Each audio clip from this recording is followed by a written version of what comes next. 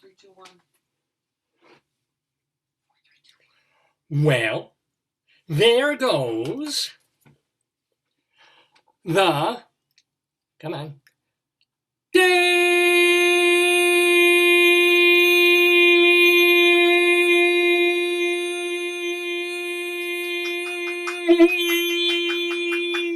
Perhood.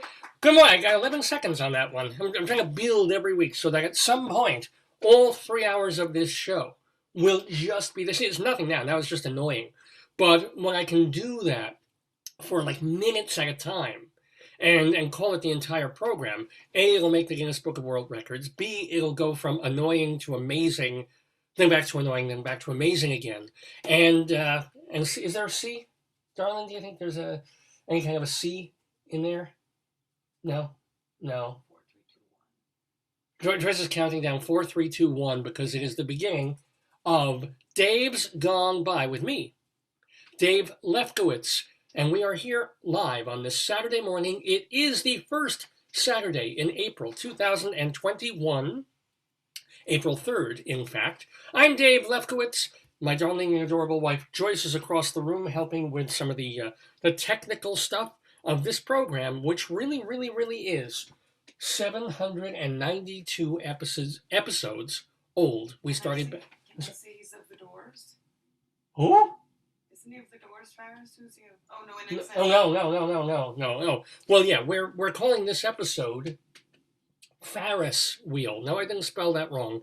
Farriss Wheel. Because, Dave is so witty and so lucky. Because one of the great things that we've been able to do on this program is talk to some legends of both the acting and performing business and the music business, too. If you've been watching or listening to this program since we started 18 and a half years ago, you know that we have had people on here like Loudon Wainwright III and Judy Collins and Neil Sedaka and Jane Siberry and Christine Lavin and Matthew Sweet just a couple of weeks ago. Well, we have another one. He's a household name in Australia, maybe not so much in the United States, but you know his band, the band that he was in for several years. Now he's a solo artist, and the reason we're having him on the show is that he has just put out, after literally 40-something years in the music business, and international, almost superstardom with the band that he was in back in the day, he's finally said, I think it's time to put out a solo record. And he's named the record after himself. He's Andrew Farriss. F-A-R-R. Andrew Farriss. Who's Andrew Farriss? You might be asking. Well, you might have heard of the band that he was in back in the 80s and 90s. It was one-word band. Not even a word. It was 4 letters. INXS. That actually sounds like 3 letters, but INXS. You know them. Listen Like Thieves. Of course, you know What You Need, which was this mega hit single. Well, Andrew Farriss was the co-writer of most of INXS's songs, pretty much all their hits. He wrote a couple of those himself. And, the elephant in the room is I'm not mentioning the lead singer of the band. If I mention Michael Hutchence, everybody goes, oh, Michael Hutchence. Well, of course, big, sexy rock star, and, dated all these famous models and singers, took too many drugs and died, right? Martyr, died young, left a good-looking corpse. So, Michael Hutchence, well, you know what? Andrew Farriss was the guitarist on there. He was a backup singer, and he was the co-writer and sometimes writer on all these songs by Excess that that you remember perhaps from your childhood or teen years or later than that, or that you probably still listen to now and again. But here's the deal. Andrew Farriss has a new album out. It's called Andrew Farriss, and it isn't INXS-like. It's not 80s power pop or 2000s power pop. He's moved in kind of a different direction. He's moved towards country pop, which is a little bit weird. or at least at first. At least we figure, well, wait a minute, how is this guy who wrote, Shine Like It Does, or co-wrote these songs and wrote This Time, which is a great, great song, how's he suddenly doing like country politan music? But it's sort of a natural path for him. I think we'll hear him tell us later, in that he lives on a farm. He actually has a ranch farmy kind of thing that he lives with his wife on in Australia, and that he also comes back to the United States quite a bit. And so, yeah, and Nashville. And he got Nashville musicians on this new album of his. And so he's doing not really glossy country music like the crappy stuff that you've been hearing, on the radio for all these years. But it's good stuff. It's good pop country music that Andrew Farriss has on this new record, which has also a very country outlaw-y feel to it. It's got a little bit of the vibe of like Dylan era John Wesley Harding kind of stuff, and looking at outlaws from different lenses, and life on the prairie and life on the wild and stuff like that. Anyway, long introduction to say that not too long from now, Andrew Farriss, the musician, the singer-songwriter, is going to be our guest on Dave's Gone By, which we're very, very excited about and very proud about this week, this Saturday, April 3rd. Well, that is not the only thing we're going to have on the program. It's a 3-hour show, 3 hours plus very often. Let me give myself a little more headroom there. So we do more than that. First of all, we have our weekly Greeley Crimes and Old Times, where, speaking of kind of prairie-ish towns and country living, except not really, and there's a newspaper in Greeley, Colorado called the Greeley Tribune. And this is, despite this headline, a legitimate newspaper. Still comes out 4 times a week in hard copy, updated, of course, several times a day on the web.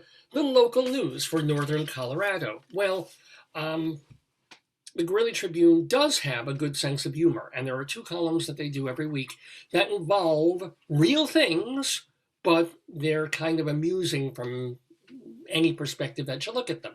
So one of them is called Cop Log, which involves phone calls that come into the local police dispatch from people who see weird things happening in their neighborhood and feel compelled to report them. Well, this is public record, but some of these things are kind of odd and ridiculous and fun. So they put them in the newspaper and we share them with you. There's also another column in there called 100 Years Ago, where our friend Mike Peters goes into the newspapers back in 1921 and picks out the most weird, goofy, nostalgic, odd things from our perspective that were in the paper back then. We mix them up, we put them in a segment called Greeley Crimes and Old Times. We'll also have our Colorado Limerick of the Damned, where this week we go to Loma, Colorado, for a disgusting and rude and horrible limerick. What else are we having? We will have our Today, Yesterday quiz. And we love this now. This has become almost when we, depending on the interview, the centerpiece. I said, please join Yeah. Dave and guest Andrew Farriss of NXS, plus the usual unusual quiz contestants. Perfect. And I spelled unusual wrong the first time. I had to fix that. Well, that's all right. But it's true. The quiz contestants. This is our history trivia It's the quiz contestants and David, who basically every time he's there wins. He comes to win. He's No. when my dad used to watch bowling, the one bowler used to kill everybody else. They get like negative scores, and he'd be like, "Boop." Yep. Yeah. He was the three. It was either Earl Anthony or Mark Roth. I think the other guy's name was. I think that he does the mic drop. Yeah. Well, this is the deal. He hasn't always won. I remember Friendy won one time. Yeah, Leslie won a time or two. Many weeks? I'm sorry. Well.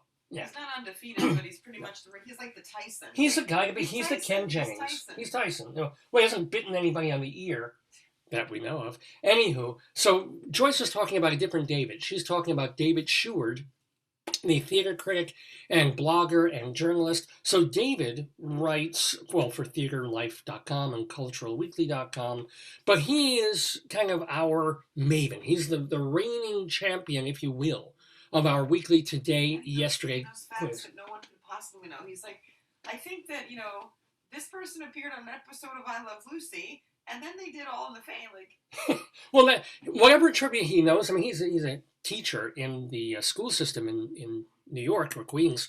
But thing is, he knows a ton about a lot of different things, but mostly he knows them from watching TV shows and movies. And it won't be that he'll have crammed or read a history book or, have all this incredible knowledge memory from 11th grade. It's that he'll have watched a biographical movie about somebody. Wait, And David, all the facts just stay in his head. The first gardening event happening or construction, either one.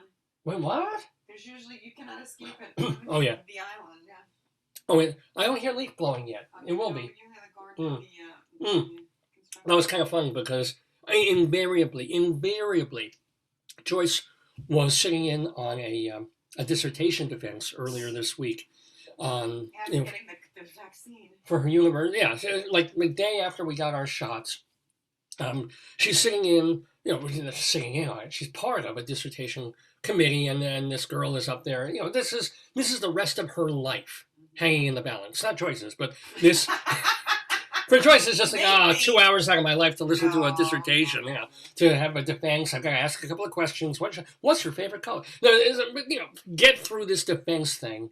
And, she's ready. She's prepared. The girl is prepared. She's sweating bullets, even though this is one of those that's going to be a fait accompli. The girl knows her stuff. She's over-prepared. She's worked with her thesis advisor or dissertation. What do you call a dissertation advisor? A chair. A chair. Her chair.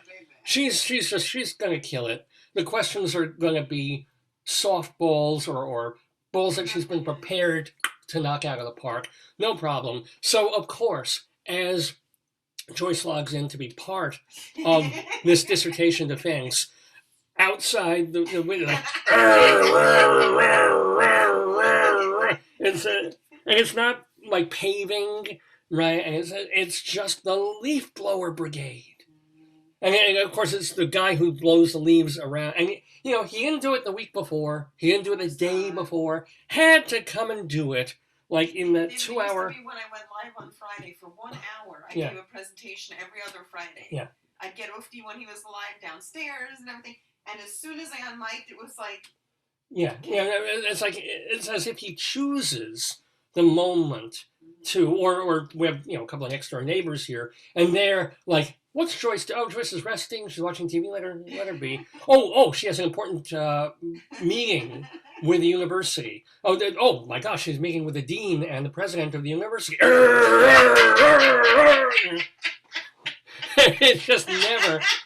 It never fails. It's like, And the thing about the leaf blowing is you figure, okay, it's going to be close up for about 5 minutes because it's going to be close to the house, blowing the leaves away, and then it's going to get further and further away, like sound waves, until it doesn't. And then for some reason they come back. All right, I can tolerate this. Like, Jesus. It is 2021, ladies and gentlemen. Why can't they make a leaf blower that's not noisy? Exactly. And also, I think that the men who do it, it's an extension of, the baby. Yeah. Because they go back and forth. Like, they blow leaves one way, and then they re-blow them the other. It's like... Yeah. It's like a cat with a... At a certain point, you got to put the leaves in a bag. Yeah. At a certain point, you're just blowing it onto other grass. Do you have anything that makes that sound on you? I never got to... could you bring it? I never was able to get in there. Because not only, it'll approximate... This is way cool. I've introduced this object a couple of months ago. Still using it, by the way. Should probably replace the head. It's not what you're thinking. It's my beloved toothbrush. My beloved electric toothbrush. And what I discovered, there's a couple of things about this early on, was that when you got a new battery in there and it's working at full capacity and you're feeling angry and you're feeling mean and miserable, you turn this thing on.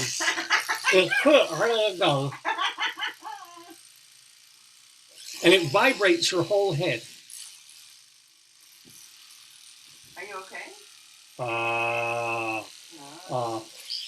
Everything that you're feeling, you don't need to meditate or anything like that. This literally takes every thought out of your head, except like, it feels good to vibrate my brain. You can do it on either side of the mouth.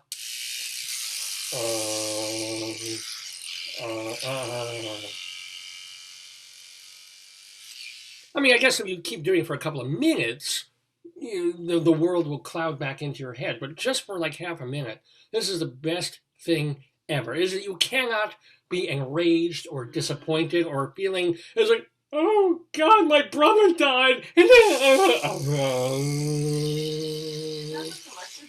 Let's go to the funeral. Yeah, this is the equivalent of which I. Did you read somewhere somebody said they're bringing electroshock back? I'm bringing electroshock back. What? Electricity's giving me a heart attack. What? But the other thing we learned about this beautiful toothbrush just like a day ago when we were thinking of things involving, Australia and our guest in the neighborhood today, who's going to be Andrew Farriss, an Australian from AXS and stuff. Ask him if he took that flight. What? Oh, that would have been. I bet he's got like a private jet where he can. But I'm not moving because I'm able to invite people to direct message. Great. Okay. So Cool. So let me. Here's check the sound of this out.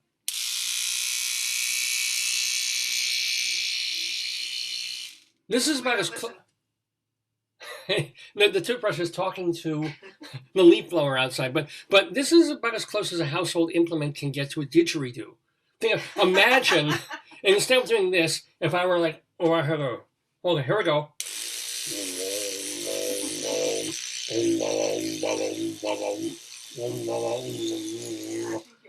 I can literally hear Rolf Harris in the background molesting a kid. That's how Australian that is. Anyway, this is the crap I do on Dave's Gone By until we get to our actual segments. But all of that, I didn't even mention the Today Yesterday quiz. It's a history trivia quiz that we do for fun, where I ask 9 or 10 questions.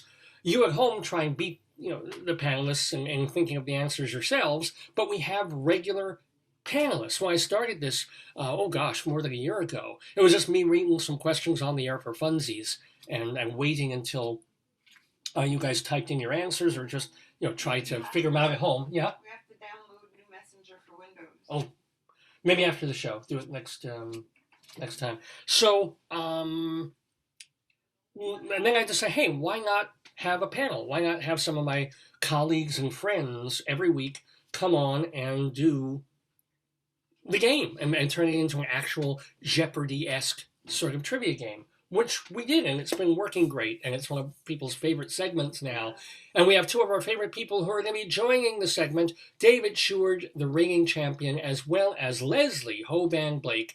Leslie, she's a director and also a theater critic. She's on the video podcast that you can watch on YouTube called Critics Circle. So David and Leslie should be here in a while to play the Today Yesterday game opposite our friend of the neighborhood, a former Spanish teacher and current activist and poet and writer out from Colorado. His name is Don Perl. He was on our program as a guest a couple of months ago. I've known him for a few years now because he retired from the university where I was teaching, Joyce is teaching, and he's a wonderful, sweet guy, talented guy, impassioned guy named Don Perl. And so now he will be coming back today for his first time playing the Today Yesterday quiz. You think he's going to beat David? David's a tough guy to beat, and this is Don's first time. It isn't easy. Yeah, but Don also has a lot of knowledge. He does. And I just got confirmation from him that he says I will be there. So at the very least, we're going to be asking questions of Don Perl. I think I sent him like 27 direct messages. Oh, sorry. I'm sorry, Don. No, I sent him a message too, reminding him. Oh, I'm like, Don, you have to be on. It's so he will be, and it's wonderful. I think you will get it. I think you will be a fierce competitor. I think so too. I think it's going to be a great time. He's going to be hard to beat. I think so. Well, David and Leslie are no slouches either. Honestly, it should be a really good game, our Today Yesterday quiz. I didn't even one more thing to mention. My God, we're 20 minutes into the show, haven't mentioned everything that's going to be on it, is as we end this Passover season of 2021, I didn't say that, alas, alack, I am not the person who's going to be interviewing Rabbi Salsa of... Oh! First glitch of the morning. I am not the person who's going to be interviewing Andrew Farriss. It's going to be Rabbi Sol Solomon, founder and spiritual leader of Temple, Sons of Bitches in Great Neck, New York. Rabbi Sol will be doing those honors, and if that weren't enough, and don't you think it ought to be, Rabbi Sol will be doing his very special, he does this every several weeks, a segment called Rabbi Sol Reads the Papers, because we're currently, for the moment anyway, in a part of Long Island that's very, very Jewish. And they have a couple of different Jewish newspapers that come, that are at local places. We have to pay for them, which is great, because I wouldn't, but if I get them free, I'll pick them up at the at the supermarket or wherever I find them. And, they're for literally the Haredim, the Orthodox, but not like the black hat Jewish community, or maybe some of the black hat Jewish community. And some of it's kind of, interesting to Rabbi Sol that he loves to share with people, to go through the newspapers, kind of like we go through the Greeley Tribune for Greeley Crimes at All Times. Rabbi Sol goes through the papers. For his segment, Rabbi Sol Reads the Papers. It's a lot of fun. I hope you will enjoy it. Well, before we get to our first segments of the program, let's, I want to talk, this was the week, and you're going to be proud of old Dave, old scaredy cat, old pussy cat, old, what do they call him? Chicken. Old Chicken, and from, not Mutiny on the Bounty, but that other one. I don't know what that show is. They call him Old Yellowstain. Oh. Humphrey Bogart played him. It was the Queeg. Queeg? Remember Captain Queeg? I think you saw the play. It was Queef? No, it's not Captain Queeg. Queef? Captain Queeg. Mutant. No. The something. So what? Type it in. It's Queef. And yeah, it is Captain Queef. He the King Mutiny Court Martial.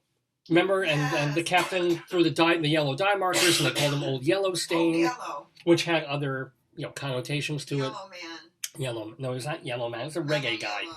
So Yellow fellow. there he is.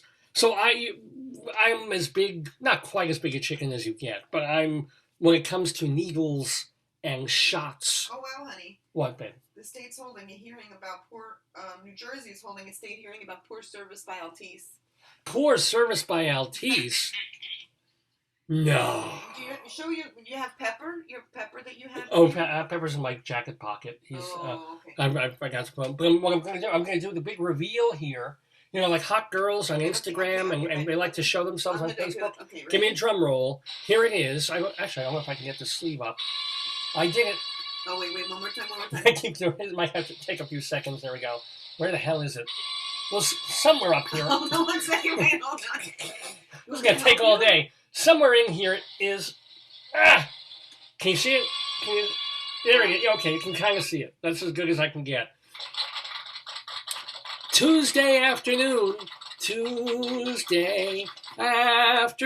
Joyce and I went back to Aqueduct Racetrack. Hopefully for the last time in a very long time, to get vax number 2, our second Pfizer shot, which and it was we had our appointment for 3:45, like the first one, and we begged my aunt, because I was such a pussy. Like I drove the first time to Aqueduct. I got in the car. Never been there before. I don't drive much on Long Island. I just go back and forth to work and shopping. I'm like a comfortable, happy driver, especially in New York.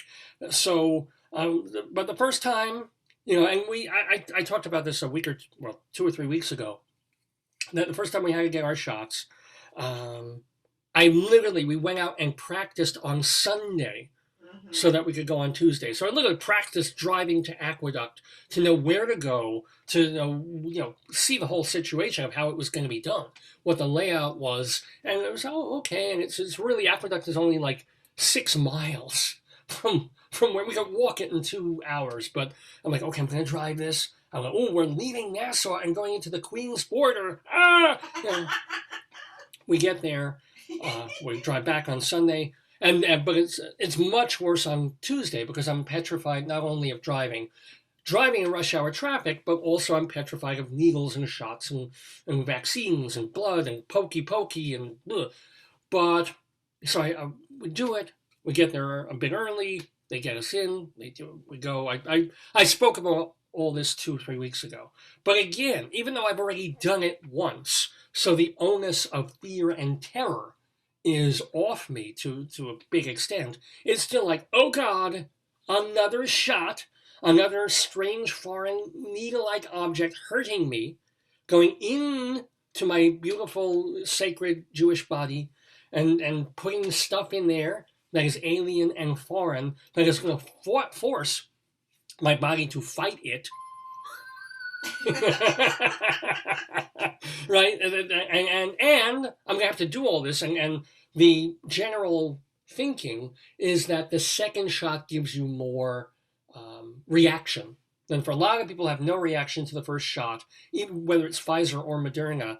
But the second shot is the one that really, where you get a little sick, where you get the flu. You don't get COVID, but you get some COVID-like and flu-like symptoms that will knock you on your ass for like 2 or 3 days. So I'm like, okay. And I don't want to be knocked on my ass, certainly driving home.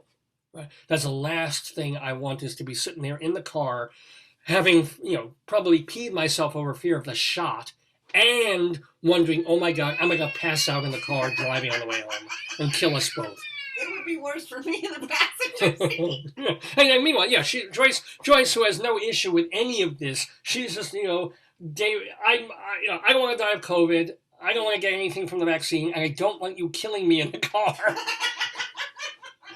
So I beg my Aunt Bonnie. It's like, please, can you take us? And early in the week, we're freaking out. We're like, we don't want to go on the highway, and she doesn't want to drive on the highway, and our thing is close to, like, is late afternoon, because that's when we got our first appointment, so that's therefore automatically when we got our second appointment, we didn't choose it, and maybe we can go earlier, and it kept moving up. Like the shot for me was a quarter, or for Joyce was a quarter to 4. Mine would be 4:15, and we're like, okay, maybe let's leave it like 2:30 to get there a little early. So no, let's leave it 2:50. No, let's leave it 2. And finally we're like, do you want to leave it lunchtime? No, 1 o'clock. And we finally all decided on 1 o'clock. Let's get there like 4 hours early for the shot, or 3. And we just, fingers crossed also that they would take us that early in the day. Because if you go on the wrong day, I think that they don't take you. They send you home. And you also have to have all your paperwork for either vax, but certainly the second one. So Bonnie drives us to Aqueduct. No problem at all. It takes about 15 minutes in the car, 20 minutes in the car. We get there. Same thing, man. Walked right. I mean, you would figure it's this insane place to be having medical facilities and all this going on, but they really have it pretty well arranged. And you've got National Guardsmen directing the traffic if you need it in the parking lot. They were yelling at the lady because she didn't have a mask. And they were chasing her, and I was like, ma'am, teacher voice, ma'am. And then she stopped, and they got her. Because this woman was walking on, she didn't even think, she was driving in the car, she gets out of the car, her mask is down. No, but she here. was walking like, there's a place where you go where you get injected, there's a place that you go in the waiting room. She was walking right where they set up the vaccines in the middle, like where the cash registers were. She shouldn't have been there. So they start running after her, like, your mask. Yeah. I didn't know they were yelling. They weren't angry yelling. They were just, because she had a mask on her head. It just wasn't over the place it needed to be, right? Yes. So, but we get there, and one of the really, really nice things is you're not sitting there in torture waiting. We were directed to a woman who said, look, we're real sorry. We know we're 3 hours early, but we needed a lift. We got a lift. They sent us to the big guard lady. Yeah. Remember, we had to go past the guard lady. To just kind of change our time thing. She looked like the woman in your play. The one who picked the wrong career. Oh, say. Yeah. Well, imagine what she has to do all day. It's like there was a guy before us who was at 5 o'clock. Yeah. And he came the time we came, and she said, all right, So she certainly couldn't deny us if she let the 5 o'clock guy go in. We go in, we go up the escalator to the place. And it's not even like a waiting time before the vaccine. It's kind of like you're in, Go to that table. It's like Whole Foods. They say, first time we were 16, this time we were 2. Yeah. Sit down, got a couple of people. They weren't quite as friendly and nice as the guys that we had 3 weeks ago. They're nicer the first time, then once you've gone through it, they're like, whatever. Yeah, you've been here before. Third time, if there were a third shot, you think there's going to be a booster in a year. Then I'm like, get in here! They should just do it in the car. I mean, that's what they do. My friend said in Puerto Rico, and another, like Jones Beach, they just hit you in the car. They just, boop, inject you and you drive off. I don't know if I would like that. I don't think that's so safe. But yeah, I really don't, especially since now you have to park the car right after you. Can you imagine people going through an anaphylactic shock and then still having to park? It's like, sir, you're blocking traffic. You're slowing us down. I will. Get your foot off the pedal, sir. It's like, but they do us both. You went so quick that I didn't even. By the time I looked at you, you were done. I was like, holy crap, this is really going. So I go. So they do it. I'll show you the muscle. Oh yeah. I'll show you the deltoid. We talked about this last time. I think it's a deltoid. Because I was complaining bitterly about the fact, why does your arm hurt after the shot? And it's because they don't put it really in a nice, soft, tender, mushy part of your body. See, look right. It has to go into a muscle, the deltoid muscle. Look, and did they explain why? It just can't go in the bloodstream. Why it has to be in a muscle rather than. It needs to go right in there. You can point on yourself on your other arm. Well, yeah, I mean, right here. So I'll ask why. Because this is, I can't imagine. Imagine being a weightlifter who's like, pure sinewy hard muscle, and now they gotta put, and it must hurt like unbelievable hell. Well, except these are the same guys who do steroids, so they're used to it. They're probably like, I don't even feel it. Yeah. Okay, why is the Joyce deltoid used for injections? Yeah. It says the deltoid, or the anterolateral aspect of the thigh, it optimizes the immune response. And it minimizes adverse reaction, and that's NIH. All right, so there you go. It minimizes fantastic, optimizes. I don't know why going into a muscle, if it's not like a steroid for that muscle, is better than it going. Most vaccines are done into muscles. So how come with children they do it in the toilet, or they used to? They used to, but it absorbs. I guess because it's hard. The children would move too much. Oh, I wonder. Or they probably scream too much. You're getting thumbs up from Al Nazario. Oh, hey, Al. And then Robert Cullen. Yeah, from high school. Said Bob. Good morning. Hey, Robert. Nice. Good morning to you, too. Let's see, Don. Oh, great. Don will be there at 8:30, which means 10:30. 10:30 our time. Yeah, that's when we're doing our yesterday's special quiz. So, and by the way, we say hi to you. If I forget to say hi to you, or we don't see everybody who's tuning in, hi, and welcome to Dave's Gone By. We're do the watch party no more, Bubba. I only did. I invited the people I could, and then it stopped letting me. It's fine. So I tried. It's fine. Yeah. I've got to say, muscle or no muscle, fear or no fear. Look, yeah. They're subcutaneous, intradermal, subcutaneous, and intramuscular. Yes. Subcutaneous are in the fat, under the skin. Intramuscular are in the muscle. Yeah. And the third one, it doesn't say. Okay, I'm good. Whew. Even thinking about blood tests and vaccines, I'm like, I don't faint. I don't totally lose the thread, but I go pale. Say what you sang. What was I saying? But about this particular shot compared to the last one, weirdly enough, my arm hurt less, or maybe I noticed it less the second time because I was kind of used to it. But I figured, oh boy, because when they were doing it, and after they go, this one's going to hurt more, and because it felt a little bit longer while they were physically doing the vac, but the next 2 days. I was expecting really sore arm, and it wasn't as sore as the first time. I also had, as far as I could tell, now granted, I'm brain fogged and stupid all the time anyway, so it's hard for me to tell if I'm being clouded or being weirded out by a vaccine. I'm a nut to begin with. However, I have to say, I had nothing. If I was tired during the day or two after. You had more the first time. Yeah. This time, if I was tired during the day, it was my normal, like, oh, I'm 57 years old. It's 2 o'clock. I need a nap. Anyway, nothing to do with the vaccine. And I kept waiting. That's that horror thing. I kept all day. I'm like feeling my head. The lady said it's 50-50, that there's no relationship to first and second dose, so you could have a reaction each time. It's 50-50. Well, we got lucky because you for part of the day you were developing a little bit of a headache. Yeah, you were knocked out a bit. Not a headache. I just felt like heavy-headed and sleepy. But you didn't have, thank God, you didn't have a fever or migraine. You did not develop into a migraine. Or your grain. We did, but I did get through this one. This one I prepared a little better for, because I mentioned last time, one of the things that gets me through things like shots and blood tests and injections is distracting myself, and looking the other way isn't enough for me. Not for the likes of me. I've got to be like completely. All the senses have to be engaged. So in my hand, I'm squeezing like a little toy vegetable. I wouldn't do this to a potato because I'm afraid I'd crush it to death.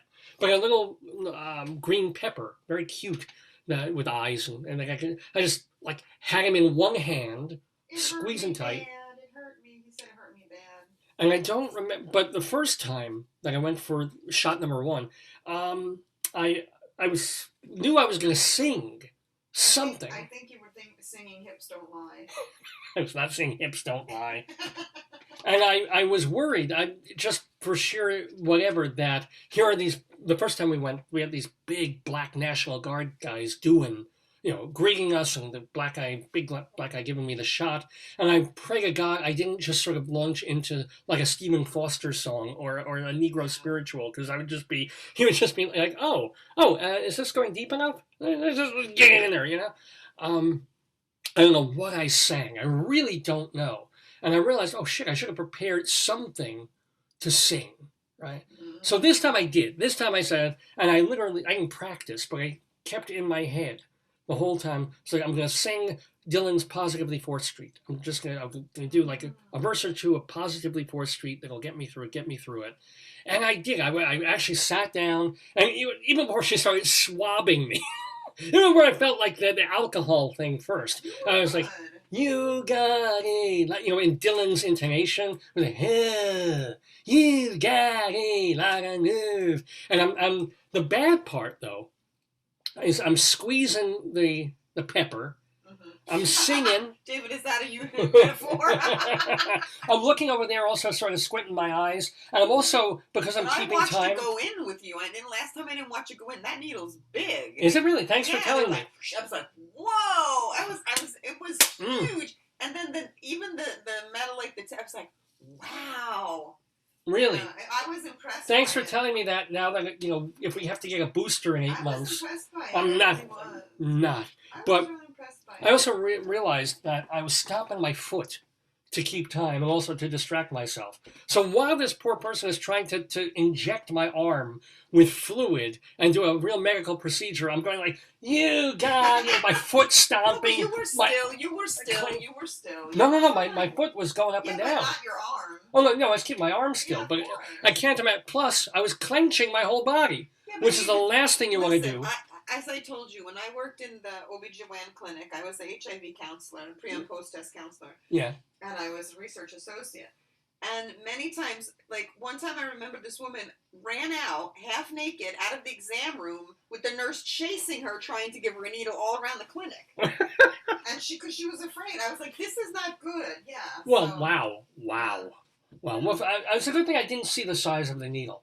Because that would have there would have been a cleanup on aisle 5, if you know what I'm saying. I'm very glad. Because I looked the other way. I'm like, I'm not watching this. I know what's about to. That's that thing. It's that dread. And when people say, "Oh, I didn't feel it," I'm sorry. Maybe some people don't, but to me that's bullshit. Did you feel it? I didn't feel it. Of course, I felt it. I felt the swab. And you say there was the pinch. I didn't really notice the. Well, they hold your skin up so they can get at the muscle, right? They got to get in there. But if you're going to tell me that you don't notice. I didn't feel it. I felt it the first time. I felt it the second time. I felt the fluid going into my body. You could not have that. You could not feel that. I felt it. I knew it. You can feel it. People breathe on me and I don't feel it. I can feel it in the dentist's office when I get Novocaine. How can you feel the fluid in your body? Yes. I feel that? the stuff going under. I feel the little prick in the gum. No, I'm not gay. I feel a prick in the gum, and then I feel the stuff going in, and then, of course, it starts numbing immediately. But Honey? we can't show. No, I don't. What is Go there. that? Yeah. But it got me through. We did it. Thank you, Aunt Bonnie. She drove us home. Got lost. Didn't matter. Because on the way home, it doesn't matter. And supposedly, now in another week and a half, I can go up to people, lick them, spit on them. You know, I can hold one side of my nose closed and go right against them, and just I will not be a public health threat, except for maybe 3 or 4% of the 100 people. Well, tell them I took the public health leadership course. I can't take. They opened it up March 30th, and they won't let me take the final quiz till April 20th. Yeah. How long do you have to do a three module course? Yeah, it's ridiculous. I mean, Joyce was all ready to take this course she wanted to take, and then she watched all the videos, she read the literature, and she's like, okay, she did it in like over 2 days, over several hours, and then it's like, okay, give me the damn quiz. And she takes part 1 of the quiz. She's ready to take part 2 of the quiz, the test, in order to get your licensure or whatever you get from it, the certificate. You get a certificate from Fake Cornell. And then suddenly it's like, oh, no, you can't take the second part of this quiz until 3 weeks from now. I was like, 3 weeks? I'm going to forget all these stupid goddamn videos I just watched. Idiocy. She even emailed them. She's like, can you maybe open this up since I'm ready? Because I do the same thing. It's on their canvas. They can open it up. I think maybe ridiculous. It's not done yet, but they got to do it. Oh, yeah. If they're still writing the test as we speak. Yeah. Because policy will change over the next 2 or 3 weeks. But, so old Dave is now getting there. I guess we're 2 of us are now 60 or 70% safe or covered. Like every day we go up another 5% till we hit 95. But yay, we had no real. Joyce had a little bit of a reaction. I had none, and apparently we're done. Apparently, we got our vaxes and we're healthy and we're good, thank God. So, for those of you who have been waiting because you're younger than we are, I work in a school district, so I got to go earlier than I would have. And Joyce, she also works in a school district. So, but for those of you who are waiting and suddenly now you're like, oh, what's it going to be? And blah, blah, blah. And like that pregnant woman who didn't want to get it until she had her baby. And at least from our mutual perspective, it was fine. Yeah. And you will feel it. I'm not going to lie to you. If you feel a shot, you will feel a shot. It will not be a horrible, blinding, 10 on the Richter scale pain. It will be a 3 or a 4, but I'm a man. A 3 or a 4 makes me go, ah! I had my tea in my hand and you did that and I just spilled it all over myself. Why did you spill your tea? I didn't even rock the... screaming. And I had it in my hand and now it's all over my computer. And oh dear. Look at this. oh dear. It's like you saw it yourself. Look at this, look. Oh, well, and unless that's the I'm warning Tazo. you. David, why'd you do that? What's wrong with you? I was thinking of pain. Even thinking of pain. A middle-aged Jewish man. Between all the sound out there and this and screaming, look. I'm sorry you spilled your tea, dear. That's my good tea. Oh, Jesus. Anywho, it's a quarter. Jesus. It's a 9:45 Eastern time here in I hope I don't get pneumonia now. David, you're not going to get pneumonia. I get pneumonia. Why would you get pneumonia? Because I can't. Because I do. I don't even know where that's going. Anywho. I can't even sit there because it's wet on the floor. Oh, David. Now, as upsetting as the shot was. Oh, now let me know if you're going to yell again. I don't think I'm going to yell again. For God's sake. Goodness. Is that too much to ask? Goodness sake, take a look at them cakes. Yeah. I was also torturing Joyce all week because I've been listening to a lot of James Brown, and we watched that bio movie, Get Up on It. Is that it? Stand Up. Something like that. The one with Chad Boseman. I think it's Get Up. As James, Get On Up. That was it. Get On Up. It was very good. It was very sort of intentionally impressionistic and going back and forth in time. What? everything's wet down here. Goodness sake, it's wet down there. I feel like I'm on a toddler bus here. So all week I'm doing James Brown thing, all the time. And Joyce is like, please stop. Please stop. I'm like, hey, stop what? Get up on it. She threatens me with physical violence after a certain point. It's like, Dave, if you do James Brown one more time, I will hurt you. I'm like, okay, I won't. And a minute later, I forget. Or she'll mention something, and I have to do it in James Brown voice. So, hun, say anything. If you make me spill my tea, I will scream. Make me spill my tea, I scream. Ha! Ah! Hey! And like all week long. This is what it's like to live with me. Anywho. It's like you have Tourette's, only you're... Tourette's! It's a conscious choice that you have it. That's right. I willed myself into a James Brownsian Tourette's. Yeah. It's like, get up on the good foot. Hi! I wish I could do the really high-pitched scream. That would be beautiful. I'm glad you can't, because I would probably break my glasses. Oh, man. Anywho, what else do I want to tell? Why do you like being James Brown so much? Because it's pure. It goes beyond thought. Yeah. And it goes straight to the gut. He was a bad man, we learned. Terrible man. Terrible human being. And there are certain things like, he had a very rough childhood and an abusive father, as if there aren't people with terribly abusive and horrible childhoods who didn't grow up to be fantastic, beautiful people who went in the opposite direction. He was, sadly awful to women, bad to his bandmates, and it bugged me about his life. About James Brown. What bothered you is half the stuff in the movie wasn't true. They took a lot of liberties, and that annoyed me as well. I mean, there's documentaries about James Brown we can watch. Yeah. Oh yeah. It was. I'll watch it again. It was good. But here's the thing. I had always thought, wrongly, that James Brown was like a great guy. I mean, racially important. Incredible musician, a tough taskmaster as a band leader, but, when you're playing for the best, he forces you to be the best, all these little things. But ultimately, this legendary, heroic role model figure for everybody, especially young black men, up until... I would say he's not a role model. I think he was heavily sampled. No, but if you think about it, coming up with a song like Say It Loud, I'm Black and I'm Proud. Yeah, but having 12 songs about popcorn did not really help. Well, it was also about being physically free, spiritual freedom, sexual freedom, and being proud of being black. One of my favorite songs, I don't want nobody to give me nothing. Just open up the door, I'll get it myself. Right? It's a great thought.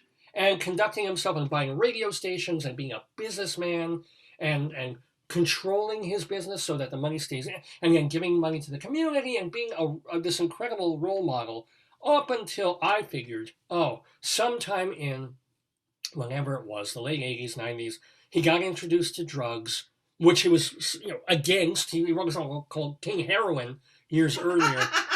No, but like anti-drug, David, he's having, not anti-drug, honey. It's sort of like, it's the whole Bill Cosby thing. He's not anti-drug, let me tell you. Well, that was the thing. And, like you expected Bill Cosby with this he was a bit moralistic, a bit patronizing. Cosby? Oh, sure. David, Cosby was using a lot of drugs. Cosby? On other people. Oh, yeah, but I'm saying until you really learn the whole truth, the thinking was, here's Bill Cosby. He's always telling students, black kids stay in school, don't use Ebonics, this is a certain world where if I make it, you can make it too, and be a good father, and be a good this, and be a good that, and then you discover in his private life he was something of a monster. Mm-hmm. With James Brown, I thought he was this incredibly great guy up until drugs hit in the late 80s, and then he went completely off the rails, which was the tragedy. Right. And then it was all downhill from there, as opposed to realizing from this documentary and reading other stuff that no, all the way back even from the 60s, he was smacking his women around. He was already doing some. I was like, oh crap, I didn't really want to know that about him. I thought at least for like a 20-year period when he was incredibly great as a performer, as a composer, as the creator of funk. But it's like the Woody Allen HBO thing, and it's like even DDP sent me something about Foucault, saying that he had also did bad stuff. What did Foucault? He had a very long pendulum, I heard. Discipline and Punish, right? Did he really? No, that was his book. He wrote a lot of books. But anyway, it's your thing about, can you separate the actions from the artist? That's you always tell me you can. Oh, I can, and I will. Yeah. This is, watching that biopic, knowing that he beat women mercilessly, is not going to stop me from appreciating Cold Sweat. I'm not going to cancel James Brown out of my head, right? I'm not going to... because he's, infected you. That's right, because I got the James Brown. You need a vaccine for that. Be watch yourself, I'll smack you around. No, but I can't I won't do that.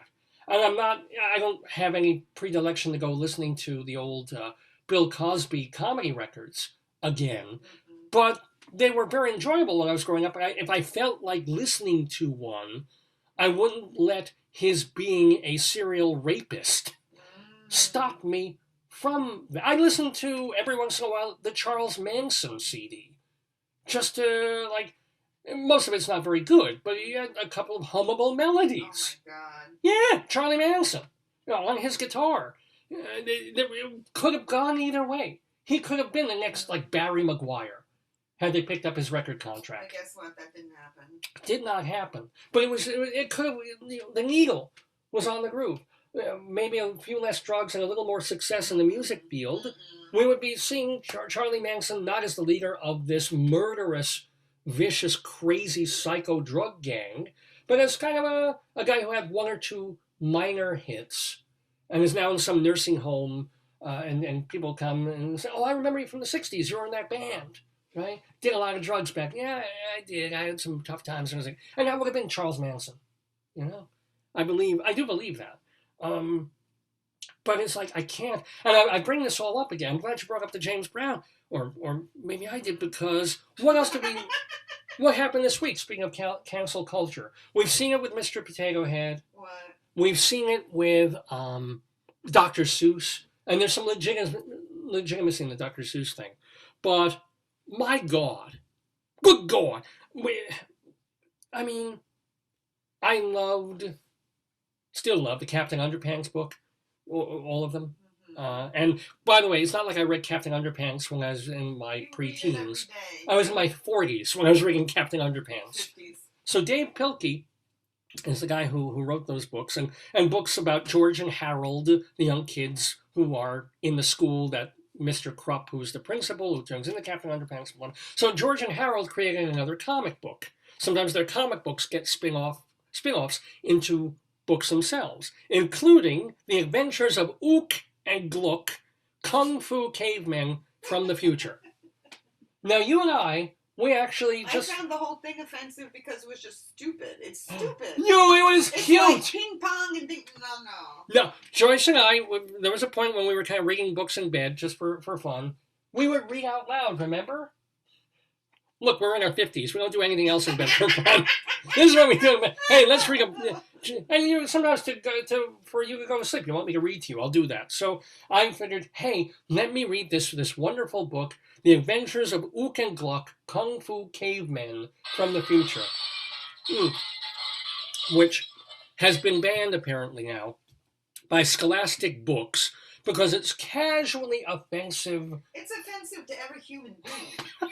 It offended me. It was adorable. A little dinosaur. You love the little dinosaur. It's anachronistic. It does mixes. Oh, it's anachronistic. Then what are we teaching our children? We wonder why they don't know anything. Well, so Jurassic Park, would you cancel that too? Because yes, everything. Anyway, it's an adorable book. I had a good time with it. It's very cute with a mama dinosaur. The little dinosaur is looking for his mama, and George or Ook and Gluck, who are really the cavemen versions of George and Harold. You don't have to know all this. Are looking for, and they're taught by a Mr. Miyagi figure who teaches them the ways of Kung Fu. And I assume this is what is offensive. And you know what? It isn't offensive to Asians. It's white people thinking, oh. How do you know? Because, you know, the book's been out for a decade, I think. Because nobody reads it. I think a lot of people read Dav Pilkey's books. Yeah. All right, maybe one or two Asians were offended, but I think it's more likely some left-wing white people looked at it and went, oh, gosh, you know, it's 2021, and there's this character, and he's an old Japanese man. Japanese man, these strong little slanted eyes. We're going to offend Asian people if we keep this book out in circulation. Meanwhile, kids have been enjoying it. Grown-ups, or idiot grown-ups like me, have been enjoying it. It's been out there. The Dr. Seuss books have been out there. And, an intelligent parent can say to the kid, you know some Japanese people, you know some Asian and Korean kids in your classroom. They don't look like this. They don't talk. They don't do this. They don't do that. You know the difference between a cartoon, right, and real life. You can look at this Dr. Seuss book character and realize, you can watch The Jazz Singer, okay, and realize that white people putting on black cork makeup and going like this is not nice to people of color, and shouldn't be done. But here's the historical context. This was the biggest, most important movie of 1927, 8, or 9, and it changed the movie industry forever because it wasn't just a little talkie, it was a big talking production, and the movies were never the same afterwards, and Alex Olsen was a huge star, and blah, and blah, and blah. And now, watch it in that context. Watch Birth of a Nation in the context of an enormous, epic, huge film that is based on very questionable and at times ugly source material that D.W. Griffith didn't mind putting on the screen. It's like, context, not censorship. Context, not censorship, please. And not canceling everything and everyone. I keep thinking to myself, I want to send in a... if I don't get to bring Dave's Gone By to another outlet, right?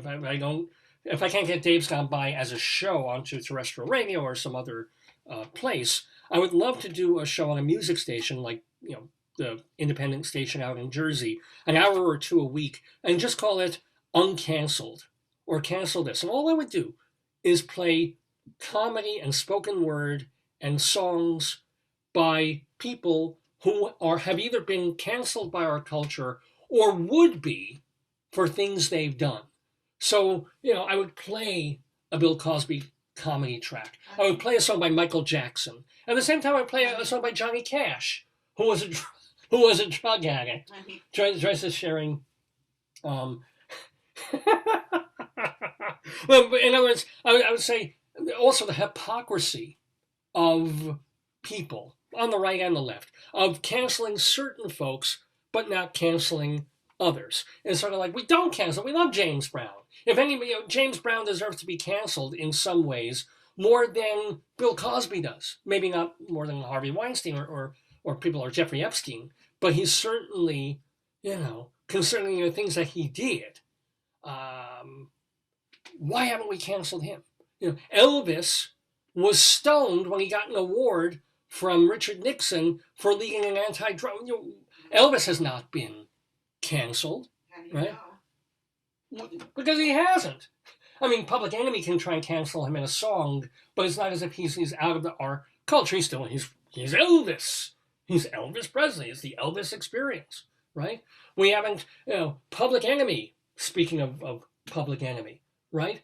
Beloved grandfathers of rap and gangster rap and hip hop, right? Important musical contributions.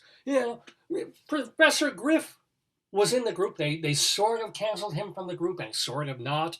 And then Ice Cube, half of these rappers have done and said terrible anti-Semitic things.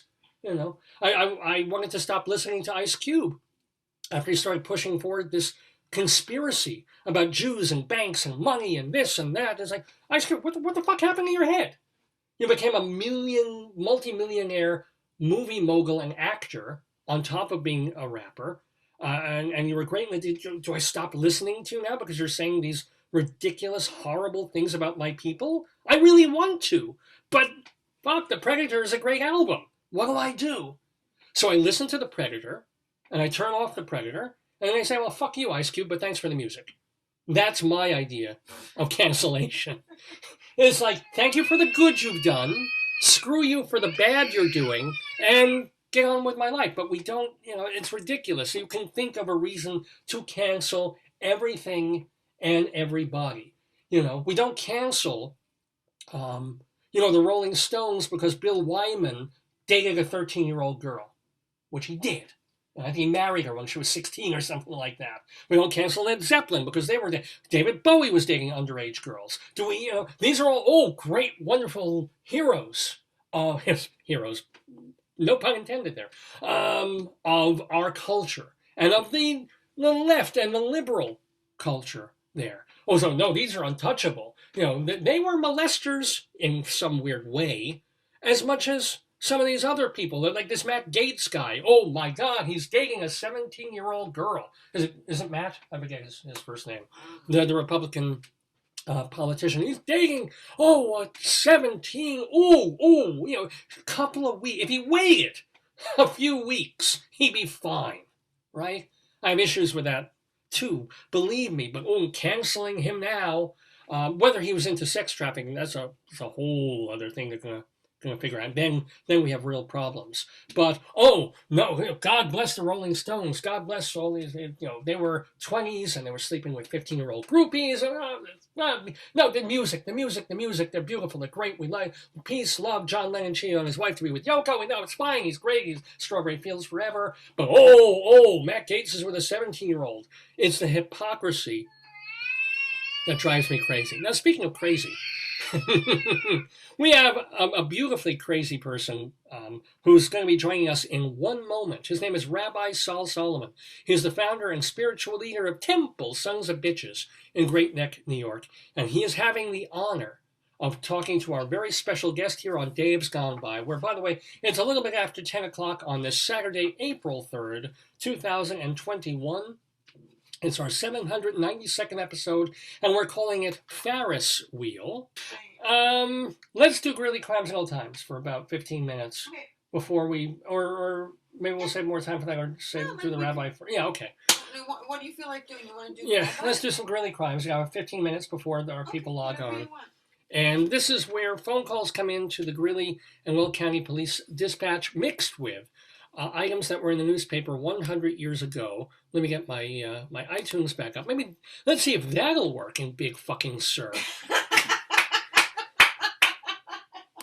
I mean, really, this is just horrible. Okay, let's get to our proper place here. Let's find where's our little our search bar. Let's do the theme from Greeley Crimes and Old Times. Can we play the damn thing? Thank you. No, that's not. Thank you.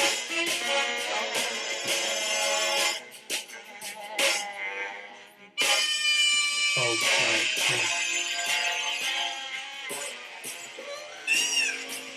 Da-da-da-da, diddly-doodly-doo. Greeley Crimes and Old Times here live on this Saturday morning. It is April 3rd, 2021.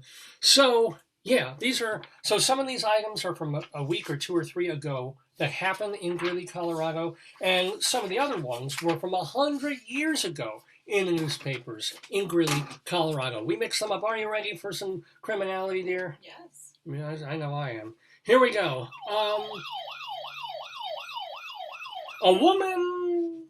Speaking of all these people we were talking about before, a woman reported that her creepy uncle was calling and harassing her. He was upset that she was not returning his calls.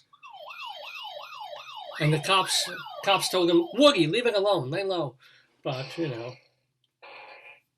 thank you very much. A woman on 23rd Avenue Court reported that 6 newspapers had been thrown into her yard overnight. She suspected it was her soon-to-be ex-husband. Because that's a great way to get back at someone after an ugly divorce. You throw daily newspapers into her yard. Low. That's low. Well, maybe it's the New York Post. Maybe it's a really paper bad cut. paper. She could have got a paper cut. Oh, that could be. Yeah. A caller also reported that a man... Oh, here we go. A caller reported that a man was taking his clothes off in front of a church on 9th Avenue and yelling at people. No one paid attention, which was unfortunate because he was yelling, "Help, I'm on fire." Oh, yes. Greeley Crimes and Old Times, ladies and gentlemen. You know, there was a small fire 100 years ago at the Rex Theater in Greeley, and it destroyed 2 films and their containers. The films were recently reviewed by the local censor's office and found not suitable for Greeley. However, the censors denied that they set the fire. Wow. So it was cancel culture 100 years ago. Wow. It's like, oh, that Charlie Chaplin, he was sleeping with 16-year-old girls or 17-year-old girls. You know? Is that true? Or they were barely 18 and he was 50, or 30. Is that true? Well, I don't think all of his were quite 18 yet. Let's just say that, you know? But shall we cancel Charlie too? Yeah, let's well, they did say he was a little tramp, so there you go. Weld County Health Officer Gibeon. Isn't that interesting that they had a Weld County Health Officer in 1921? He was called to 16th Street when residents complained of a foul smell. Ugh. A neighbor had cleaned out his grease trap. And that's not a sexual metaphor in any way. He apparently had a real, actual grease trap and dumped the grease in his backyard, creating the bad odor. The resident was fined $5 and ordered to dispose properly of the grease. Well, you know what? If you want to annoy your neighbors, you have to get up really oily. That's a joke. A warning has... Actually, that's as close to an Australian sound. A warning has been issued to local mothers. Look, check this out. Okay, this is purely coincidental.